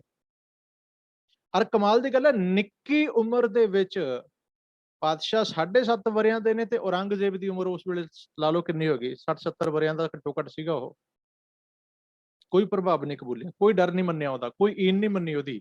ਤੇ ਇਹੀ ਪਿਰਤ ਅੱਗੇ ਜਾ ਕੇ ਗੁਰੂ ਕੇ ਲਾਲ ਸਾਹਿਬਜ਼ਾਦਿਆਂ ਨੇ ਵੀ ਪਾਈ। ਵਜੀਦੇ ਨੇ ਬੜਾ ਤਰੀਕਿਆਂ ਨਾਲ ਡਰਾਉਣਾ ਚਾਹਿਆ, ਧਮਕਾਉਣਾ ਚਾਹਿਆ, ਲਾਲਚ ਵੀ ਦਿੱਤੇ, ਪਰ ਸਾਰਾ ਕੁਝ ਜੁੱਤੀ ਦੀ ਨੋਕ ਤੇ ਰੱਖਿਆ। ਕਿਉਂ? ਕਿਉਂਕਿ ਅੰਦਰ ਸੱਚ ਧਰਮ ਹੈ। ਧਰਮ ਐਸੀ ਨਿਡਰਤਾ ਲੈ ਆਉਂਦਾ ਹੈ। ਸੇ ਨਿਰਭਉ ਕੌਣ? ਜਿਨ ਹਰ ਨਿਰਭਉ ਤੇ ਆਇਆ ਜੀ, ਤਿਨਕਾ ਭਉ ਸਭ ਗਵਾਸੀ। ਹਰ ਤਰ੍ਹਾਂ ਦਾ ਡਰ ਖਤਮ ਹੁੰਦਾ ਹੈ ਜਿਹੜੇ ਨਿਰਭਉ ਨਾਲ ਜੁੜ ਜਾਂਦੇ ਨੇ। ਤਾਂ ਬਾਰ-ਬਾਰ ਬੇਨਤੀ ਕਰੀਦੀ ਹੈ, ਨਿਰਭਉ ਨਾਲ ਜੁੜੋ, ਇੱਕ ਨਾਲ ਜੁੜੋ। ਛੱਡੋ ਕਬਰਾਂ, ਮੜੀਆਂ, ਮਸਾਣਾ, ਡੇਰੇ, ਧਾਗੇ, ਤਵੀਤ, ਟੂਣੇ, ਟਾਮਣ, ਜੰਤਰ ਮੰਤਰ ਸਭ ਛੱਡੋ, ਨਿਰਭਉ ਨਾਲ ਜੁੜੋ। ਸਾਰੇ ਡਰ ਸਾਡੇ ਲਾ ਕੇ ਸੁੱਟ ਦੇਗਾ, ਖਤਮ ਕਰ ਦੇਗਾ। ਉਹ ਨਿਰਭਉ ਅਵਸਥਾ ਹੀ ਹੈ ਜਿਹੜੀ ਦੀਵਾਰਾਂ 'ਚ ਖੜ ਜਾਂਦੀ ਹੈ। ਉਹ ਨਿਰਭਉ ਹੀ ਨੇ ਜਿਹੜੇ ਬੰਦ ਕਟਾ ਗਏ, ਖੋਪਰੀਆਂ ਲੁਹਾ ਗਏ, ਚਰਖੜੀਆਂ ਤੇ ਚੜ ਗਏ, ਆਰਿਆਂ ਨਾਲ ਚੀਰੇ ਗਏ, ਨਿਰਭਉ ਪਦ ਨੂੰ, ਨਿਰਭੈ ਪਦ ਨੂੰ ਪ੍ਰਾਪਤ ਹੋਏ। ਸੱਚ ਸਮਝ ਆਉਂਦਾ, ਸਰੀਰ ਤੇ ਮਿੱਟੀ ਜਾਪਣ ਲੱਗ ਪੈਂਦਾ ਹੈ। ਭਾਵ ਕੀ ਸੀ ਵੀ ਤੇਰੀ ਰਾਜਨੀਤੀ, ਤੇਰੇ ਦਾਅਵੇ, ਤੇਰੀ ਪਾਵਰ ਸਾਡੇ ਸਾਹਮਣੇ ਤੁੱਛ ਹੈ। ਪਰ ਜਦੋਂ ਸੰਗਤ ਨੇ ਬੇਨਤੀ ਕੀਤੀ, ਸੰਗਤ ਨੂੰ ਗੁਰੂ ਦਾ ਰੂਪ ਜਾਣ ਕੇ ਮਹਾਰਾਜ ਦਿੱਲੀ ਪਹੁੰਚ ਗਏ ਨੇ। ਰਸਤੇ ਵਿੱਚ ਲਾਲ ਚੰਦ ਵਾਲੀ ਘਟਨਾ ਘਟਦੀ ਹੈ। ਪੰਡਿਤ ਲਾਲ ਚੰਦ ਨੂੰ ਹੰਕਾਰ ਸੀ ਵੀ ਮੈਂ ਬੜਾ ਵਿਦਵਾਨ ਹਾਂ, ਗੁਣੀ ਗਿਆਨੀ ਹਾਂ। ਕਹਿੰਦਾ ਮਹਾਰਾਜ ਤੁਹਾਡਾ ਨਾਮ ਹਰਿ ਕ੍ਰਿਸ਼ਨ ਹੈ, ਸਾਡੇ ਕ੍ਰਿਸ਼ਨ ਭਗਵਾਨ ਹੋਏ ਨੇ, ਉਹਨਾਂ ਨੇ ਗੀਤਾ ਉਚਾਰੀ ਹੈ, ਤੁਸੀਂ ਅਰਥ ਕਰੋ। ਮਹਾਰਾਜ ਕਹਿੰਦੇ ਅਰਥ ਹੋ ਗਏ, ਤੇਰਾ ਤੇ ਫਿਰ ਵੀ ਕੁਝ ਨਹੀਂ ਬਣਨਾ, ਅਰਥਾਂ ਨਾਲ ਵੀ ਤੇਰਾ ਕੁਝ ਨਹੀਂ ਬਣਨਾ। ਫਿਰ ਤੂੰ ਕਹੇਗਾ ਜੀ ਤੁਸੀਂ ਸੁਣ ਲਏ ਹੋਣੇ ਨੇ, ਗੁਰੂ ਘਰ ਚ ਬਹੁਤ ਵਿਦਵਾਨ ਪੰਡਿਤ ਆਉਂਦੇ ਸਨ। ਮਹਾਰਾਜ ਕਹਿੰਦੇ ਆਪਣੀ ਪਸੰਦ ਦਾ ਬੰਦਾ ਲੈ ਆ। ਛੱਜੂ ਚੀਵਰ ਨੂੰ ਲੈ ਆਇਆ। ਉਹਦੇ ਬਾਬਤ ਇਹ ਰਵਾਇਤ ਪ੍ਰਚਲਿਤ ਸੀ ਵੀ ਉਹ ਗੂੰਗਾ ਤੇ ਬੋਲਾ ਹੈ ਤੇ ਮੰਦ ਬੁੱਧੀ ਹੈ, ਉਹਨੂੰ ਕੁਝ ਪਤਾ ਨਹੀਂ, ਕਿਸੇ ਚੀਜ਼ ਦਾ ਗਿਆਨ ਨਹੀਂ। ਮੰਦ ਬੁੱਧੀ ਬੰਦੇ ਨੂੰ ਕੁਝ ਨਹੀਂ ਪਤਾ ਹੁੰਦਾ। ਉਸ ਬੰਦੇ ਤੋਂ ਗੁਰੂ ਸਾਹਿਬ ਨੇ ਗੀਤਾ ਦੇ ਅਰਥ ਕਰਵਾਏ, ਔਰ ਉਹਨੇ ਇੱਕ ਨਹੀਂ, ਕਹਿੰਦੇ 7 ਅਰਥ ਇੱਕ ਸ਼ਲੋਕ ਦੇ ਕੀਤੇ। ਲਾਲ ਚੰਦ ਚੱਕਰ ਖਾ ਕੇ ਗਿਰ ਗਿਆ ਸੀ, ਚੱਕਰ ਖਾ ਕੇ ਚਕਰਾ ਗਿਆ ਉਹਦਾ ਸਿਰ, ਹੈਰਾਨ ਹੋ ਗਿਆ, ਪੈਰਾਂ ਥੱਲੇ ਜ਼ਮੀਨ ਨਿਕਲ ਗਈ। ਉਹ ਕੀ ਸੀ? ਉਹ ਗੁਰੂ ਕੀ ਬਖਸ਼ਿਸ਼ ਸੀ, ਬਖਸ਼ਿਸ਼। ਇੱਥੇ ਬੇਸ਼ੱਕ ਇਹ ਵੀ ਕਹਿ ਰਹੇ ਨੇ ਵੀ ਛੜੀ ਰੱਖੀ। ਮੈਂ ਬੇਨਤੀ ਕਰਾਂ, ਛੜੀ ਰੱਖੀ ਭਾਵੇਂ ਨਾ ਰੱਖੀ, ਚਲੋ ਜੇ ਛੜੀ ਵੀ ਰੱਖੀ ਨਾ, ਛੜੀ ਵਿੱਚ ਬਖਸ਼ਿਸ਼, ਕਿਰਪਾ, ਸ਼ਕਤੀ ਨਹੀਂ ਹੈ। ਸ਼ਕਤੀ ਫਿਰ ਗੁਰੂ ਸਾਹਿਬ ਚ ਹੈ। ਸ਼ਕਤੀ ਤੇ ਸ਼ਬਦ ਦੀ ਹੈ, ਗਿਆਨ ਦੀ ਹੈ। ਛੜੀ ਜ਼ਰੀਆ ਹੋ ਸਕਦੀ ਹੈ, ਪਰ ਜੇ ਗੁਰੂ ਹਰਕ੍ਰਿਸ਼ਨ ਮਹਾਰਾਜ ਨਾ ਹੋਣ, ਛੜੀ ਕਿਸੇ ਹੋਰ ਨੂੰ ਫੜਾ ਦੋ, ਕੰਮ ਕਰੇਗੀ? ਤੇ ਫਿਰ ਸ਼ਕਤੀ ਆਈ ਕਿੱਥੋਂ? ਜਿੱਥੋਂ ਆਈ ਅਸਲ ਚ ਉਹੀ ਕੰਮ ਕਰ ਰਹੀ ਹੈ। ਉਹਨਾਂ ਦੀ ਬਖਸ਼ਿਸ਼ ਹੀ ਛੜੀ ਹੈ, ਬਖਸ਼ਿਸ਼ ਹੀ ਉਹਨਾਂ ਦੀ ਕਿਰਪਾ ਹੈ, ਸਾਰਾ ਕੁਝ ਉਹੀ ਹੈ। ਉਹਨਾਂ ਦੀ ਕਿਰਪਾ ਭਾਵ ਕੀ ਸੀ ਵੀ ਉਹਨੂੰ ਗਿਆਨ ਕਰਵਾਇਆ, ਬੁੱਧ ਮਤ ਦਿੱਤੀ। ਠੀਕ ਹੈ ਵੀ ਗੁਰੂ ਕੋਲ ਕਲਾ ਵੀ ਹੁੰਦੀ ਹੈ, ਅਸੀਂ ਸਰਬ ਕਲਾ ਸਮਰੱਥ ਵੀ ਮੰਨਦੇ ਹਾਂ। ਕੀ ਖੇਡ ਵਰਤੀ ਉਹ ਤੇ ਉਸ ਵੇਲੇ ਦਾ ਜੋ ਸਮਾਂ ਬਣਿਆ ਉਹੀ ਜਾਣਦਾ ਹੈ। ਪਰ ਉੱਥੇ ਬਖਸ਼ਿਸ਼, ਕਿਰਪਾ, ਗਿਆਨ ਦੀ, ਸ਼ਬਦ ਦੀ, ਜੁਗਤੀ ਦੀ ਖੇਡ ਵਰਤਦੀ ਹੈ। ਛੱਜੂ ਜਿਹੜਾ ਅਗਿਆਨੀ ਸੀ, ਅਸਲ 'ਚ ਛੱਜੂ ਅਗਿਆਨੀ ਸੀ, ਨਾ ਸਮਝ ਸੀ। ਉਹਨੇ ਕਦੇ ਧਰਮ ਸੁਣਿਆ ਨਹੀਂ ਸੀ ਤੇ ਧਰਮ ਬੋਲਿਆ ਵੀ ਨਹੀਂ ਸੀ। ਉਹ ਗੂੰਗਾ ਸੀ ਕਿੱਥੋਂ? ਧਰਮ ਪੱਖੋਂ। ਪਰ ਜਦੋਂ ਉਹਨੂੰ ਗਿਆਨ ਕਰਵਾਤਾ ਗੁਰੂ ਸਾਹਿਬ ਨੇ, ਉਹਨੂੰ ਸੋਝੀ ਆ ਗਈ, ਮੱਤ ਆਈ, ਉਹ ਬੋਲਣ ਲੱਗ ਪਿਆ। ਇਹਨੂੰ ਕਹਿੰਦੇ ਨੇ ਗੂੰਗਾ। ਉਹ ਕੀ ਬੋਲਿਆ? ਧਰਮ ਬੋਲਿਆ, ਸੱਚ ਬੋਲਿਆ। ਇਸ ਤਰ੍ਹਾਂ ਦੀ ਖੈਰ ਉੱਥੇ ਬਖਸ਼ਿਸ਼ ਹੁੰਦੀ ਹੈ। ਬੁਖਰਾ ਸਾਹਿਬ ਦੀ ਧਰਤੀ ਤੇ ਮਹਾਰਾਜ ਫਿਰ ਦਿੱਲੀ ਜਾਂਦੇ ਨੇ। ਦਿੱਲੀ ਜਾ ਕੇ ਰਾਜਾ ਮਿਰਜ਼ਾ ਜੈ ਸਿੰਘ ਦੇ ਬੰਗਲੇ 'ਚ ਹੁਣ ਔਰੰਗਜ਼ੇਬ ਕਹਿੰਦਾ ਵੀ ਪਤਾ ਕਰੇ ਕਿੰਨੀਆਂ ਸ਼ਕਤੀਆਂ ਦੇ ਮਾਲਕ ਨੇ। ਕਿਹੜੀ ਕਲਾ ਹੈ, ਕਿਹੜੀ ਪਾਵਰ ਹੈ, ਜਿਸ ਕਰਕੇ ਸਾਰਾ ਸਿੱਖ ਜਗਤ ਇਹਨਾਂ ਪਿੱਛੇ ਲੱਗਿਆ। ਨਿੱਕੀ ਉਮਰ ਦੇ ਵੱਡੇ ਗੁਰੂ ਬਣੇ ਹੋਏ ਨੇ। ਕਹਿੰਦਾ ਪਤਾ ਕਰ, ਜੇ ਵਾਕਈ ਸ਼ਕਤੀ ਫਿਰ ਮੈਂ ਵੀ ਭੇਸ ਬਦਲ ਕੇ ਆ ਜਾਵਾਂਗਾ। ਰਾਜਾ ਮਿਰਜ਼ਾ ਜੈ ਸਿੰਘ ਨੇ ਆਪਣੇ ਬੰਗਲੇ ਵਿੱਚ, ਜਿੱਥੇ ਅੱਜ ਗੁਰਦੁਆਰਾ ਬੰਗਲਾ ਸਾਹਿਬ ਹੈ, ਉਹਨੇ ਆਪਣੇ ਬੰਗਲੇ ਦੇ ਵਿੱਚ ਗੋਲੀਆਂ ਨੂੰ, ਆਪਣੀਆਂ ਦਾਸੀਆਂ ਨੂੰ ਦੀ ਲਾਈਨ ਦੇ ਵਿੱਚ ਨਾ ਆਪਣੀ ਰਾਣੀ ਵੀ ਗੋਲੀਆਂ ਵਾਲੇ ਕੱਪੜੇ ਪਾ ਕੇ ਖੜਾ ਦਿੱਤੀ, ਤੇ ਇੱਕ ਗੋਲੀ ਨੂੰ ਰਾਣੀਆਂ ਵਾਲੇ ਕੱਪੜੇ ਪਾ ਕੇ ਤਖਤ ਤੇ ਬਿਠਾ ਦਿੱਤਾ, ਤੇ ਮਹਾਰਾਜ ਨੂੰ ਕਹਿੰਦਾ ਵੀ ਅੰਦਰ ਆਓ, ਰਾਣੀ ਇੰਤਜ਼ਾਰ ਕਰਦੀ ਹੈ। ਬਸ ਆਹੀ ਗੱਲ ਹੈ ਵੀ ਗੁਰੂ ਕੋਲ ਹੁਣ ਪਾਰਖੂ ਬਿਰਤੀ ਹੁੰਦੀ ਆ, ਪਾਰਖੂ, ਜਿਹਨੂੰ ਅਸੀਂ ਵਿਵੇਕ ਬੁੱਧ ਕਹਿੰਦੇ ਨਾ, ਵਿਵੇਕ ਬੁੱਧ, ਸੱਚ ਤੇ ਝੂਠ ਦੀ, ਚੰਗੇ ਤੇ ਮਾੜੇ ਦੀ, ਬੁਰੇ ਤੇ ਭਲੇ ਦੀ ਪਰਖ ਕਰਨ ਵਾਲੀ, ਇਹ ਗੁਰਮਤ ਵਿੱਚੋਂ ਮਿਲਦੀ ਹੈ। ਅਸਲ ਵਿੱਚ ਆਪਾਂ ਵੀ ਸਾਰੇ ਵਿਵੇਕ ਬੁੱਧ ਲੈਣ ਵਾਸਤੇ ਹੀ ਸ਼ਬਦ ਗੁਰੂ ਨਾਲ ਜੁੜਦੇ ਹਾਂ, ਗੁਰਬਾਣੀ ਨਾਲ ਜੁੜਦੇ ਹਾਂ। ਇੱਥੋਂ ਵਿਵੇਕ ਬੁੱਧ ਮਿਲਦੀ ਹੈ। ਵਿਵੇਕ ਬੁੱਧ ਸਤਿਗੁਰ ਤੇ ਪਾਈ, ਉਹ ਵਿਵੇਕ ਬੁੱਧੀ ਨੇ ਵੇਖ ਲਿਆ। ਮਹਾਰਾਜ ਨੇ ਗੋਲੀਆਂ 'ਚ ਖੜੀ ਪਛਾਣ ਦੀ, ਕਹਿੰਦੇ ਆਹ ਖੜੀ ਹੈ ਰਾਣੀ। ਕਹਿੰਦੇ ਸ਼ੁਕਰ ਕਰ ਉਸ ਅੱਲਾ ਦਾ, ਖੁਦਾ ਦਾ, ਉਸ ਰਾਮ ਦਾ, ਉਸ ਪਰਮੇਸ਼ਰ ਦਾ, ਜਿਹਨੇ ਤੇਰੇ ਪਿਛਲੇ ਪੂਰਬਲੇ ਕਰਮ ਦਾ ਸਦਕਾ ਤੈਨੂੰ ਰਾਣੀ ਬਣਾਇਆ। ਪਰ ਤੂੰ ਕਿਹੜੇ ਬੰਦੇ ਮਗਰ ਲੱਗ ਕੇ ਗੋਲੀਆਂ ਜਾ ਕੇ ਖੜ ਗਈ? ਜੇ ਉਹਨੇ ਗੋਲੀ ਬਣਾ ਦਿੱਤਾ, ਰੋਣ ਤੋਂ ਪੱਲੇ ਤੇਰੇ ਕੁਝ ਨਹੀਂ ਰਹਿ ਜਾਏਗਾ ਬਿਨਾਂ। ਹੱਥ ਜੁੜ ਗਏ, ਚਰਨਾਂ ਤੇ ਟਹਿ ਪਏ, ਕਹਿੰਦੇ ਬਹੁਤ ਵੱਡੀ ਗਲਤੀ ਹੋ ਗਈ, ਅਵੱਗਿਆ ਹੋ ਗਈ। ਤੁਰੰਤ ਔਰੰਗਜ਼ੇਬ ਨੂੰ ਜਾ ਕੇ ਕਿਹਾ, ਸੁਨੇਹਾ ਪਹੁੰਚ ਗਿਆ ਵੀ ਪਹਿਚਾਣ ਲਿਆ ਉਹਨੇ, ਗੋਲੀਆਂ 'ਚ ਪਹਿਚਾਣ ਲਈ ਰਾਣੀ। ਔਰੰਗਜ਼ੇਬ ਕਹਿੰਦਾ ਵੀ ਹੁਣ ਮੈਂ ਇਸ ਤਰ੍ਹਾਂ ਵੀ ਨਹੀਂ ਆ ਸਕਦਾ, ਮੈਨੂੰ ਪਹਿਚਾਣ ਲੈਣਗੇ। ਇਹ ਬੰਦਾ ਫੇਰ ਕਹਿੰਦੇ ਉੱਥੇ ਆਇਆ, ਚੱਲ ਕੇ ਬੰਗਲਾ ਸਾਹਿਬ ਦੇ ਦਰਵਾਜ਼ੇ ਦੇ ਬਾਹਰ ਅੱਧੀ ਘੜੀ ਖੜਾ ਰਿਹਾ, 12 ਤੋਂ 15 ਮਿੰਟ ਦੇ ਕਰੀਬ ਬਾਹਰ ਨਜ਼ਰਾਨੇ ਲੈ ਕੇ, ਕੀਮਤੀ ਭੇਟਾਵਾਂ ਲੈ ਕੇ, ਧਨ ਦੌਲਤ ਲੈ ਕੇ ਖੜਾ ਰਿਹਾ ਵੀ ਮੈਨੂੰ ਮਿਲਣ ਦਿਓ, ਮੈਨੂੰ ਦਰਸ਼ਨ ਦਿਓ। ਮਹਾਰਾਜ ਕਹਿੰਦੇ ਨੈ ਮਲੇਛ ਕੋ ਦਰਸ਼ਨ ਦੇ ਹੈ, ਇਹਨੂੰ ਕਹਿੰਦੇ ਨੇ ਸਤਿਗੁਰ ਮੇਰਾ ਬੇਮੁਹਤਾਜ। ਇਹ ਮੁਹਤਾਜਗੀ ਅਸੀਂ ਅੰਦਰ ਲੈ ਕੇ ਆਈਏ। ਉਹ ਵਾਪਸ ਮੁੜ ਗਿਆ, ਪਤਾ ਲੱਗਾ ਵੀ ਨਹੀਂ ਖੇਡ ਬਣਨੀ। ਫਿਰ ਚੇਚਕ ਦੀ ਬਿਮਾਰੀ ਫੈਲਦੀ ਹੈ। ਵਿੱਚ ਵਿਚਰ ਕੇ, ਪ੍ਰਾਣੀਆਂ ਨੂੰ ਵਿਚਰ ਕੇ ਉਹਨਾਂ ਦਾ ਇਲਾਜ ਕਰਦੇ ਨੇ। ਜੋ ਸਮਾਂ ਪਾ ਕੇ ਉੱਥੇ ਜੋ ਵੀ ਯੋਗ ਪ੍ਰਬੰਧ ਬਣਦੇ ਨੇ, ਉਹ ਪ੍ਰਬੰਧ ਦੇ ਵਿੱਚ ਮਹਾਰਾਜ ਆਉਂਦੇ ਨੇ, ਪ੍ਰਬੰਧ ਦੇ ਵਿੱਚ ਸੰਗਤ ਦੀ ਸੇਵਾ ਸੰਭਾਲ ਕਰਦੇ ਨੇ, ਦੁਖੀਆਂ ਦੇ ਦੁੱਖ ਵੰਡਾਉਂਦੇ ਨੇ। ਤੇ ਹੁਣ ਸਰੀਰਕ ਆਰਬਲਾ ਬੜੀ ਨਿੱਕੀ ਹੈ, ਪੌਣੇ 8 ਸਾਲ, ਜਿਸ ਕਰਕੇ ਬਿਮਾਰੀ ਦਾ, ਹਾਂਜੀ, ਹੁਣ ਜਦੋਂ ਚੇਚਕ ਦੀ ਬਿਮਾਰੀ ਫੈਲਦੀ ਹੈ, ਸਾਰੇ ਦਿੱਲੀ ਨਗਰ ਦੇ ਵਿੱਚ ਇਹਦਾ ਕੋਹਰਾਮ ਮਚ ਜਾਂਦਾ ਹੈ। ਉਧਰ ਔਰੰਗਜ਼ੇਬ ਨੂੰ ਵੀ ਪਤਾ ਲੱਗ ਜਾਂਦਾ ਹੈ ਵੀ ਗੁਰੂ ਸਾਹਿਬ ਤੇ ਬੜੇ ਬੇਮੁਹਤਾਜ ਨਿਕਲੇ, ਉਹਨਾਂ ਨੇ ਕਿਸੇ ਦੀ ਪਰਵਾਹ ਨਹੀਂ ਕੀਤੀ। ਰਾਸਾ ਕੀ ਵਾਰ 'ਚ ਆਪਾਂ ਪੜ੍ਹਦੇ ਹਾਂ ਵੀ ਜਿਹੜਾ ਸੱਚ ਦੇ ਮਾਰਗ ਤੇ ਤੁਰ ਪਿਆ, ਉਹਦੇ ਵਾਸਤੇ ਪਰਵਾਹ ਨਾਹੀਂ ਕਿਸੇ ਕੇਰੀ ਬਾਝ ਸੱਚੇ ਨਾ। ਸੱਚ ਤੋਂ ਬਿਨਾਂ, ਸੱਚ ਖਸਮ ਤੋਂ ਬਿਨਾਂ ਕਿਸੇ ਦੀ ਪਰਵਾਹ ਕਦੀ ਵੀ ਨਹੀਂ ਕਰਦਾ। ਇੱਥੇ ਇੱਕ ਹੋਰ ਜ਼ਿਕਰ ਹੈ, ਔਰੰਗਜ਼ੇਬ ਨੇ ਕਹਿੰਦੇ ਆਪਣੇ ਇੱਕ ਪੁੱਤਰ ਨੂੰ ਭੇਜਿਆ ਵੀ ਤੂੰ ਜਾ ਕੇ ਗੁਰੂ ਤੋਂ ਕੋਈ ਉਪਦੇਸ਼ ਸਿੱਖਿਆ ਲੈ ਕੇ ਆ। ਮਹਾਰਾਜ ਨੇ ਉੱਥੇ ਇੱਕ ਸ਼ਬਦ ਭੇਜਿਆ ਸੀ ਜੀ ਲਿਖ ਕੇ, ਪਹਿਲੇ ਪਾਤਸ਼ਾਹ ਦਾ ਸ਼ਲੋਕ ਸੀ, ਕਿਆ ਖਾਧੈ ਕਿਆ ਪੈਦਾ ਹੋਏ, ਜਾਮਨ ਨਾਹੀਂ ਸੱਚਾ ਸੋਏ, ਕਿਆ ਮੇਵਾ ਕਿਆ ਘਿਓ ਗੁੜ ਮਿੱਠਾ, ਕਿਆ ਮੈਦਾ ਕਿਆ ਮਾਸ, ਕਿਆ ਕੱਪੜ ਕਿਆ ਸੇਜ, ਸੁਖਾਲੀ ਕੀਜੈ ਭੋਗ ਬਿਲਾਸ, ਕਿਆ ਲਸ਼ਕਰ ਕਿਆ ਨੇਬ ਖਵਾਸੀ, ਆਵੈ ਮਹਿਲੀ ਵਾਸ, ਨਾਨਕ ਸੱਚੇ ਨਾਮ ਬਿਨ ਸਭੇ ਟੋਲ ਵਿਨਾਸ਼। ਇਹ ਸ਼ਬਦ ਲਿਖ ਕੇ ਦਿੱਤਾ ਸੀ ਵੀ ਤੇਰੇ ਮਹਿਲ ਮਾੜੀਆਂ, ਤੇਰੇ ਰੰਗ ਤਮਾਸ਼ੇ, ਤੇਰੇ ਲਸ਼ਕਰ, ਤੇਰੀ ਸੈਨਾ, ਤੇਰੀ ਫੌਜ, ਤੇਰਾ ਧਨ ਦੌਲਤ, ਨਾਮ ਤੋਂ ਬਿਨਾਂ ਸਾਰਾ ਕੁਝ ਜ਼ਹਿਰ ਹੈ, ਮਿੱਟੀ ਹੈ, ਖੇ ਹੈ, ਕੁਝ ਵੀ ਨਹੀਂ ਹੈ। ਇਹ ਗੁਰੂ ਨਾਨਕ ਸਾਹਿਬ ਦਾ ਸ਼ਲੋਕ ਸੀ, ਮਹੱਲਾ ਪਹਿਲਾ। ਤੇ ਗੁਰੂ ਸਾਹਿਬ ਇਹ ਗੱਲ ਕਹਿ ਕੇ ਆਪ ਦਿੱਲੀ ਦੇ ਪਬਲਿਕ ਜਿੰਨੀ ਹੈ, ਦਿੱਲੀ ਦਾ ਆਵਾਮ ਜਿੰਨਾ ਹੈ, ਉਹਦੀ ਸੇਵਾ 'ਚ ਆਪ ਜੁਟੇ। ਤੋ ਹੁਣ ਸਰੀਰ ਦੇ ਉੱਪਰ ਪ੍ਰਭਾਵ ਪਿਆ ਉਸ ਚੀਜ਼ ਦਾ, ਤੇ ਮਹਾਰਾਜ ਨੂੰ ਫਿਰ ਆਤਮ ਗਿਆਨ ਹੋਇਆ, ਭਾਵ ਅੰਦਰੋਂ ਬੋਧ ਹੋਇਆ ਕਿ ਸਮਾਂ ਨਜ਼ਦੀਕ ਹੈ, ਸਰੀਰਕ ਚੋਲਾ ਤਿਆਗਣਾ ਹੈ। ਸਿੱਖ ਸੰਗਤ ਨੂੰ ਇਕੱਠਿਆਂ ਕਰਕੇ ਮਹਾਰਾਜ ਨੇ ਆਉਣ ਵਾਲੇ ਸਮੇਂ ਤੋਂ ਜਾਣੂ ਕਰਵਾ ਕੇ ਤੇ ਸ਼ਬਦ ਨਾਮ ਤੇ ਗੁਰਮਤ ਦੇ ਲੜ ਲੱਗ ਕੇ ਹੀ ਆਪਣੇ ਜੀਵਨ ਨੂੰ ਗੁਜ਼ਾਰਨ ਦਾ ਉਪਦੇਸ਼ ਦੇ ਕੇ ਸੰਗਤ ਨੇ ਬੇਨਤੀ ਕੀਤੀ ਵੀ ਹੁਣ ਅੱਗੇ ਸਾਡੀ ਅਗਵਾਈ ਕਿਹਦੇ ਲੜ ਲਾਇਆ। ਉੱਥੇ ਇੱਕ ਬਚਨ ਕੀਤਾ ਸੀ, ਬਾਬਾ ਬਸੇ ਗ੍ਰਾਮ ਬਕਾਲੇ, ਬਨ ਗੁਰ ਸੰਗਤ ਸਕਲ ਸੰਭਾਲੇ। 9ਵੇਂ ਪਾਤਸ਼ਾਹ ਵੱਲ ਇਸ਼ਾਰਾ ਸੀ, ਗੁਰੂ ਤੇਗ ਬਹਾਦਰ ਸਾਹਿਬ ਜੀ ਵੱਲ। ਤੇ ਇਹ ਗੱਲ ਕਹਿ ਕੇ ਸਤਿਗੁਰੂ ਹਰਿਕ੍ਰਿਸ਼ਨ ਮਹਾਰਾਜ 30 ਮਾਰਚ 1664 ਈਸਵੀ ਨੂੰ ਪੌਣੇ 8 ਸਾਲ ਦੀ ਉਮਰ 'ਚ ਦਿੱਲੀ ਵਿਖੇ ਹੀ ਸਰੀਰਕ ਚੋਲਾ ਤਿਆਗ ਕੇ ਅਕਾਲ ਵਿੱਚ ਲੀਨ ਹੋ ਜਾਂਦੇ ਨੇ। ਜਿੱਥੇ ਸੰਸਕਾਰ ਕੀਤਾ ਜਾਂਦਾ ਹੈ, ਉੱਥੇ ਅੱਜ ਗੁਰੂ ਘਰ ਬਣਿਆ ਬਾਲਾ ਸਾਹਿਬ। ਉਸ ਬਾਲਾ ਸਾਹਿਬ ਦੀ ਧਰਤੀ ਤੇ ਮਾਤਾ ਸੁੰਦਰੀ ਜੀ ਦਾ ਤੇ ਮਾਤਾ ਸਾਹਿਬ ਦੇਵਾਂ ਦਾ ਵੀ ਸੰਸਕਾਰ ਹੋਇਆ ਮੰਨਿਆ ਜਾਂਦਾ ਹੈ। ਹੁਣ ਪੌਣੇ 8 ਸਾਲ ਸਿੱਖ ਜਗਤ ਨੂੰ ਸੇਧ ਦੇ ਕੇ ਇੰਨੀ ਨਿੱਕੀ ਉਮਰ ਦੇ ਵਿੱਚ ਇਤਨੇ ਵੱਡੇ ਗਿਆਨ ਦੇ ਚਸ਼ਮੇ ਵਗਾ ਕੇ ਵੱਡੇ ਵੱਡੇ ਗੁਣੀਆਂ ਗਿਆਨੀਆਂ ਲਾਲ ਚੰਦ ਵਰਗਿਆਂ ਔਰੰਗਜ਼ੇਬ ਵਰਗਿਆਂ ਨੂੰ ਨਸੀਹਤਾਂ ਦੇ ਕੇ ਸਤਿਗੁਰੂ ਜੀ ਸੰਸਾਰ 'ਚ ਪਰਮੇਸ਼ਰ ਸੱਚਖੰਡ ਵੱਲੋਂ ਲਾਈ ਡਿਊਟੀ ਨਿਭਾ ਕੇ ਰੁਖਸ਼ਤ ਹੋਏ। ਹੁਣ ਇੱਥੇ ਮੈਂ ਫਿਰ ਬੇਨਤੀ ਕਰਦੇ ਹਾਂ ਵੀ ਅਸੀਂ ਪ੍ਰਕਾਸ਼ ਪੁਰਬ ਮਨਾਉਂਦੇ ਹਾਂ, ਅਰਥ ਇਹੀ ਹੈ ਵੀ ਪ੍ਰਕਾਸ਼ ਅਸੀਂ ਗੁਰੂ ਤੋਂ ਕੀ ਲਿਆ, ਸਿੱਖਿਆ ਕੀ ਹੈ, ਗੁਰੂ ਸਾਹਿਬ ਦੇ ਗੁਰਬਾਣੀ ਦੇ ਕਿਹੜੇ ਸਿੱਖਿਆ ਦਾ ਮੈਸੇਜ ਦਾ ਪ੍ਰਕਾਸ਼ ਸਾਡੇ ਅੰਦਰ ਹੋਇਆ ਜਾਂ ਹੋ ਰਿਹਾ ਹੈ। ਦੂਜੀ ਬੇਨਤੀ ਹੋਰ ਕਰਦੇ ਹਾਂ, ਇਹ ਪੱਖ ਜ਼ਰੂਰ ਵਿਚਾਰਿਓ। ਜਿਹੜਾ ਅਸੀਂ ਦਿਨ ਮਨਾਉਂਦੇ ਹਾਂ ਦਸੇ ਪਾਤਸ਼ਾਹੀਆਂ ਦਾ, ਜਿਹਨੂੰ ਅਸੀਂ ਪ੍ਰਕਾਸ਼ ਪੁਰਬ ਕਰਕੇ ਮੰਨਦੇ ਹਾਂ, ਅਸਲ 'ਚ ਪ੍ਰਕਾਸ਼ ਪੁਰਬ ਪਤਾ ਕਿਹੜੇ ਦਿਨ ਬਣਨਾ ਚਾਹੀਦਾ ਹੈ? ਪ੍ਰਕਾਸ਼ ਪੁਰਬ ਉਸ ਦਿਨ ਬਣਨਾ ਚਾਹੀਦਾ ਜਿਸ ਦਿਨ ਗੁਰਿਆਈ ਦੀ ਜ਼ਿੰਮੇਵਾਰੀ ਮਿਲਦੀ ਹੈ, ਪ੍ਰਚਾਰ ਦੀ ਜ਼ਿੰਮੇਵਾਰੀ ਮਿਲਦੀ ਹੈ। ਗੁਰਿਆਈ ਕੀ ਹੈ? ਗੁਰਿਆਈ ਦਾ ਅਰਥ ਹੈ ਪ੍ਰਚਾਰ ਦੀ ਜ਼ਿੰਮੇਵਾਰੀ।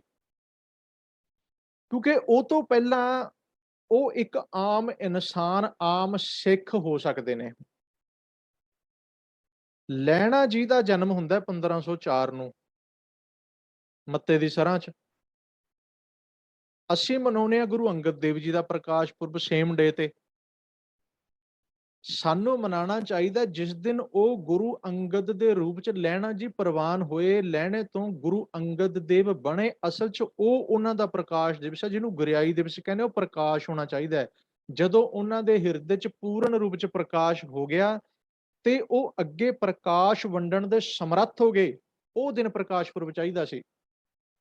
ਹੁਣ ਜਿਹੜਾ ਅਸੀਂ ਮਨਾ ਰਹੇ ਹਾਂ ਉਹ ਅਸਲ 'ਚ ਲਹਿਣੇ ਦਾ ਜਨਮ ਦਿਨ ਹੈ, ਉਹ ਅਮਰਦਾਸ ਜੀ ਦਾ ਜਨਮ ਦਿਨ ਹੈ, ਉਹ ਜੇਠੇ ਦਾ ਜਨਮ ਦਿਨ ਹੈ। ਗੁਰੂ ਰਾਮਦਾਸ ਜੀ ਦਾ ਪ੍ਰਕਾਸ਼ ਪੁਰਬ ਗੁਰਿਆਈ ਵਾਲਾ ਬਣਦਾ ਹੈ। ਜੇਠਾ ਜੀ ਦਾ ਜਨਮ ਦਿਨ ਹੋਰ ਹੈ, ਰਾਮਦਾਸ ਜੀ ਦਾ ਜਨਮ ਦਿਨ ਹੋਰ ਹੈ। ਪਰ ਹੁਣ ਅਸੀਂ ਇਸ ਗੱਲ ਨੂੰ ਸਮਝਿਆ ਨਹੀਂ, ਵਿਚਾਰਿਆ ਨਹੀਂ, ਤੇ ਅਸੀਂ ਇਹਨੂੰ ਰਲ ਗੱਡ ਕਰ ਦਿੱਤਾ, ਇਹਨੂੰ ਹੋਰ ਅਰਥਾਂ ਵਿੱਚ ਲੈਣ ਲੱਗ ਪਏ। ਸਤਿਗੁਰ ਕਾ ਜਨਮੇ ਗਬਨ ਮਿਟਾਇਆ। ਜਦੋਂ ਸਤਿਗੁਰ ਦੇ ਜਨਮ ਲੈਣ ਨਾਲ, ਘਰ 'ਚ ਜਨਮ ਲੈਣ ਨਾਲ ਗਬਨ ਮਿਟੇਗਾ, ਉਹ ਦਿਨ ਪ੍ਰਕਾਸ਼ ਪੁਰਬ ਹੁੰਦਾ ਹੈ।